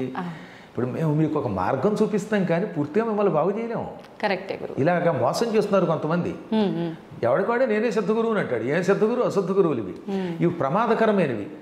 గురువు ఒక మార్గం చూపిస్తాడు కానీ సంపూర్ణంగా అనుగ్రహించలేడు. కానీ అరుదుగా కొంతమందిని అనుగ్రహించగలుగుతారు, అందరినీ చేయలేము. ఎక్కడో ఏ విశ్వామిత్రుడు లాంటి వాడో త్రిశంకుడిని స్వర్గానికి పంపగలిగాడు, కానీ అందరినీ పంపగలవా? ఏ వశిష్ఠుడో ఎవరినో పంపించాడు. అందువల్ల అరుదుగా కర్మలను కూడా తగ్గించి వాళ్ళని ముక్తికి పంపించే శక్తి కలిగిన వాళ్ళు కొందరు ఉంటారు, కానీ అది కొంచెం కష్టం. మార్గం చూపిస్తారు, కాబట్టి కొంత కర్మ అనుభవించక తప్పదు అన్నమాట. ఓకే గురువుగారు, దైవాంశ సంభూతుడు అని చెప్పి మనుషుల్ని అంటూ ఉంటారు కొంతమంది, కారణ జన్ములు అని, దైవాంశ సంభూతుడు అని. అంటే ఏంటి గురువుగారు? నిజానికి ఈ ప్రపంచంలో అందరూ దైవాంశ సంభూతులే. దేవతా శక్తి లేకుండా అసలు మీరు పుట్టరు. కానీ అది కొంతమందిలో ఎక్కువ ఉంటుంది, కొందరిలో తక్కువ ఉంటుంది. అందువల్ల ఇప్పుడు మీరు చక్కగా మాట్లాడి వ్యాఖ్యానం చేస్తున్నారే, ఈ వ్యాఖ్యానం చేసే మాట ఆ దేవతలు ఇచ్చింది. అందువల్ల మీరు దైవాంశ సంభూతురాలే. ఒక ఆయన బాగా కెమెరాను పట్టుకుని చక్కగా షూట్ చేస్తారనమాట. ఓహో ఈయన ఈ యాంగిల్లో అయితే బాగుంటాడు, పద్మాకర్ గారు ఇలా అందంగా ఉంటాడని. కొన్ని ఛానల్స్ వాళ్ళు నన్ను చూపిస్తారు, కర్మ ఎంత తెల్లగా ఉన్నా నేను కూడా అక్కడ నల్లగా కనపడతాను అంటే వాడికి అందులో దైవాంశం తక్కువ ఉందనమాట అందులో. కాబట్టి ఆయనకి కెమెరాలు ఆ రంగంలో ఉన్నది. కొందరు బాగా పాడతారు, కొందరు బాగా మాట్లాడగలుగుతారు, కొందరు తినగలుగుతారు. తినడం కూడా దైవాంశే, తింటే అరుగుతుందిగా. కాబట్టి అందరూ కారణ జన్ములే. తానెందుకు పుట్టాడో తెలుసుకుని ఆ కారణమును సఫలీకృతం చేసుకున్నవాడు ధన్యాత్ముడు. కొందరికి తెలియదు తాను ఎందుకు పుట్టామో, పట్టించుకోరు. ఆ శక్తుల్ని వృధా చేసుకుంటున్నారు. అందువల్ల మనం సాధన చేస్తే దైవాంశతో పుట్టిన మనం దైవం అవ్వచ్చు. సాధన చేయకపోతే దైవాంశతో పుట్టిన ఎందుకు పనికి రాకుండా అయిపోతాడు. ఎంతోమంది అలాగే మట్టిలో పుట్టి మట్టిలో కలిసిపోతారు, పుట్టలో చెదలు పుట్టినట్టుగా పుడుతున్నారు. కాబట్టి సాధన చేసి ప్రతి వ్యక్తి గొప్పవాడు అవ్వచ్చు. అందుకే భీష్ముడు చెప్పాడు మహాభారతంలో, ఎక్కడ విరాట పర్వంలో, ఉత్తర గోగ్రహణం ఉంటుంది కదా, పాండవులు మారువేషంలో ఉన్నారేమో పట్టుకోవడానికి, విరాటరాజు గారు ఆవుల్ని పట్టుకోవడానికి దుర్యోధనాదులు వెళ్ళారు ఉత్తరం దిక్కున ఉన్న ఆవుల్ని పట్టుకోవడానికి. అప్పుడు ఆయన పాండవులు ఎందుకు వల్ల గొప్పవాళ్ళు అవుతారో చెప్పాడు దుర్యోధనాదులతో. నల్లవు నిక్కమాడె నృపనందను ముందట ద్రోణుడొక్కడు తెల్లముగాగా బాహుబల ధీబల దైవ బలంబులప్ప వర్తిల్లుదురు అన్నాడు ఆయన. అంత పద్యం అక్కర్లేదు కానీ ఈ ఒక్క ముక్క మనకు కావాలి. పాండవులకి మొదట బాహుబలం ఉన్నది, పుట్టుకతో బాహుబలం ఉన్నది, శరీర బలం ఉన్నది. ఇక్కడ బాహుబలం అంటే చేతులని కాదు, కేవలం శారీరక బలం ఉన్నది. అది మన చేతిలో లేదు కదా, మన తల్లిదండ్రులు హెరిడిటీగా ఇస్తారు, జీన్స్ అంటాం. పుట్టుక మన చేతిలో లేదు కనుక బాహుబలం అనేది మన చేతిలో లేదు. కానీ మొత్తం మీద వాడు పుట్టడంతో శరీర బలంతో పుట్టారు, అది అదృష్టం. రెండవది బుద్ధిబలం ఉన్నది. ధీబలం అంటే బుద్ధిబలం. ఈ బుద్ధిబలం పుట్టుకతో కొంత ఉంటుంది, బాగా పెంచుకోవడం వల్ల పెరుగుతుంది. మీ దగ్గర అందరికీ జ్ఞాపక శక్తి ఉంటుంది, కానీ దాన్ని ఏం చేయాలి, పదులు పెట్టాలి, సాధన చేయాలి. చేయగా చేయగా చేయగా చేయగా ఏమవుతుందన్నమాట, బాగుపడుతుంది. నేను చూసిన ఒక యాంకర్ ఉండేది, నత్తి ఉండేది ఆవిడికి. నేను చెప్పి ధైర్యం చెప్పగా ఇప్పుడు అద్భుతంగా మాట్లాడేస్తుంది. అస్సలు రావట్లేదు నత్తి, అస్సలు నత్తి లేదు, సాధనతో బాగొట్టుకుంది. అంటే ప్రాక్టీస్ మేక్స్ మ్యాన్ పెర్ఫెక్ట్ అంటే ఇదే. కాబట్టి సాధనతో దీబలాన్ని పెంచుకోవచ్చు. బాహుబలం మన చేతిలో లేదనుకోండి, బుద్ధిబలం దేవుడిచ్చిందని కూడా ఏం చేయొచ్చు అనమాట, పదులు పెట్టుకోవచ్చు. పాండవుల దగ్గర దేహబలము బుద్ధిబలంతో పాటు దైవ బలం ఉన్నది. వాళ్ళు బాగా భక్తులు, కృష్ణుడిని పట్టుకున్నారు. ఈ మూడు బలములు ఉన్న వాళ్ళకి ఎప్పుడూ తిరుగు ఉండదు. కాబట్టి ఈ మూడు బలములను మనం పెంచుకోవచ్చు. పెంచుకుంటే మనం జీవితంలో పైకి వస్తాం. మీకు ఉదాహరణ చెప్తాను. నా చిన్నప్పుడు నాకు కూడా తెలియదు ఇంత జ్ఞాపక శక్తి ఉన్నట్టుగా. ఇంచుమించుగా 5 ఏళ్ళు 6 ఏళ్ల వయస్సులో అనుకుంటాను, సుందర శివరావు గారిని ఒక ఆయన ఉండేవారు ఉంగుటూరు అనే ప్రాంతంలో. ఆయన నన్ను చూచి మా నాన్నగారిని, ఈ కుర్రాడు ఏం చెప్పినా అప్పచెప్పేస్తున్నాడండి, ఇటువంటి వాడిని బాగు చేద్దామని అల్లసాని పెద్దన గారి మనుచరిత్రలో ఒక పేజీ గద్యం ఉంటుంది. ఏమిటి గద్యం? పద్యాలు గద్యాలు అని ఉంటాయి కదా. పద్యం ఏమో ఎలాగో ఉత్పలమాల చంపకమాల ఇలాంటివి. ఇవి కాకుండా అప్పుడప్పుడు ఏం చేస్తారన్నమాట, ఏకధాటిన ఒక వచనం ఇస్తారు, పెద్ద పారాగ్రాఫ్. అలాంటి గద్యం ప్రథమ స్కంధంలో ఉంది, మొదటి ఆశ్వాసంలో, ప్రథమ ఆశ్వాసంలో. పరీక్షించడానికి ఆ వచనం నా చేత చదివించి తొందరగా అప్పచెప్పంటే 5 నిమిషాలు కూడా పట్టలేదు, చదివి అప్పచెప్పేశాను నేను. అప్పుడు నాకు ప్రాక్టీస్ చేయటం వల్ల ఎంత లాభమో తెలిసింది. అందువల్ల ఇన్ని పుస్తకాలు కంఠస్థం చేశాం. ఓ పెద్ద పేజీ అనమాట. ఓ సిద్ధుడు ఉన్నాడు, ఆ సిద్ధుడు తీర్థయాత్రలు చేశాడు. ఆ ప్రవరుడనే ఆయన, నువ్వు ఏమేమి తిరిగావు అని అడిగితే, నేను ఇవి తిరిగాను అవి తిరిగాను ఏమిటి, మొత్తం ప్రపంచం తిరిగాను అని చెప్పడానికి ఈ గద్యంలో చెప్పాడు అనమాట.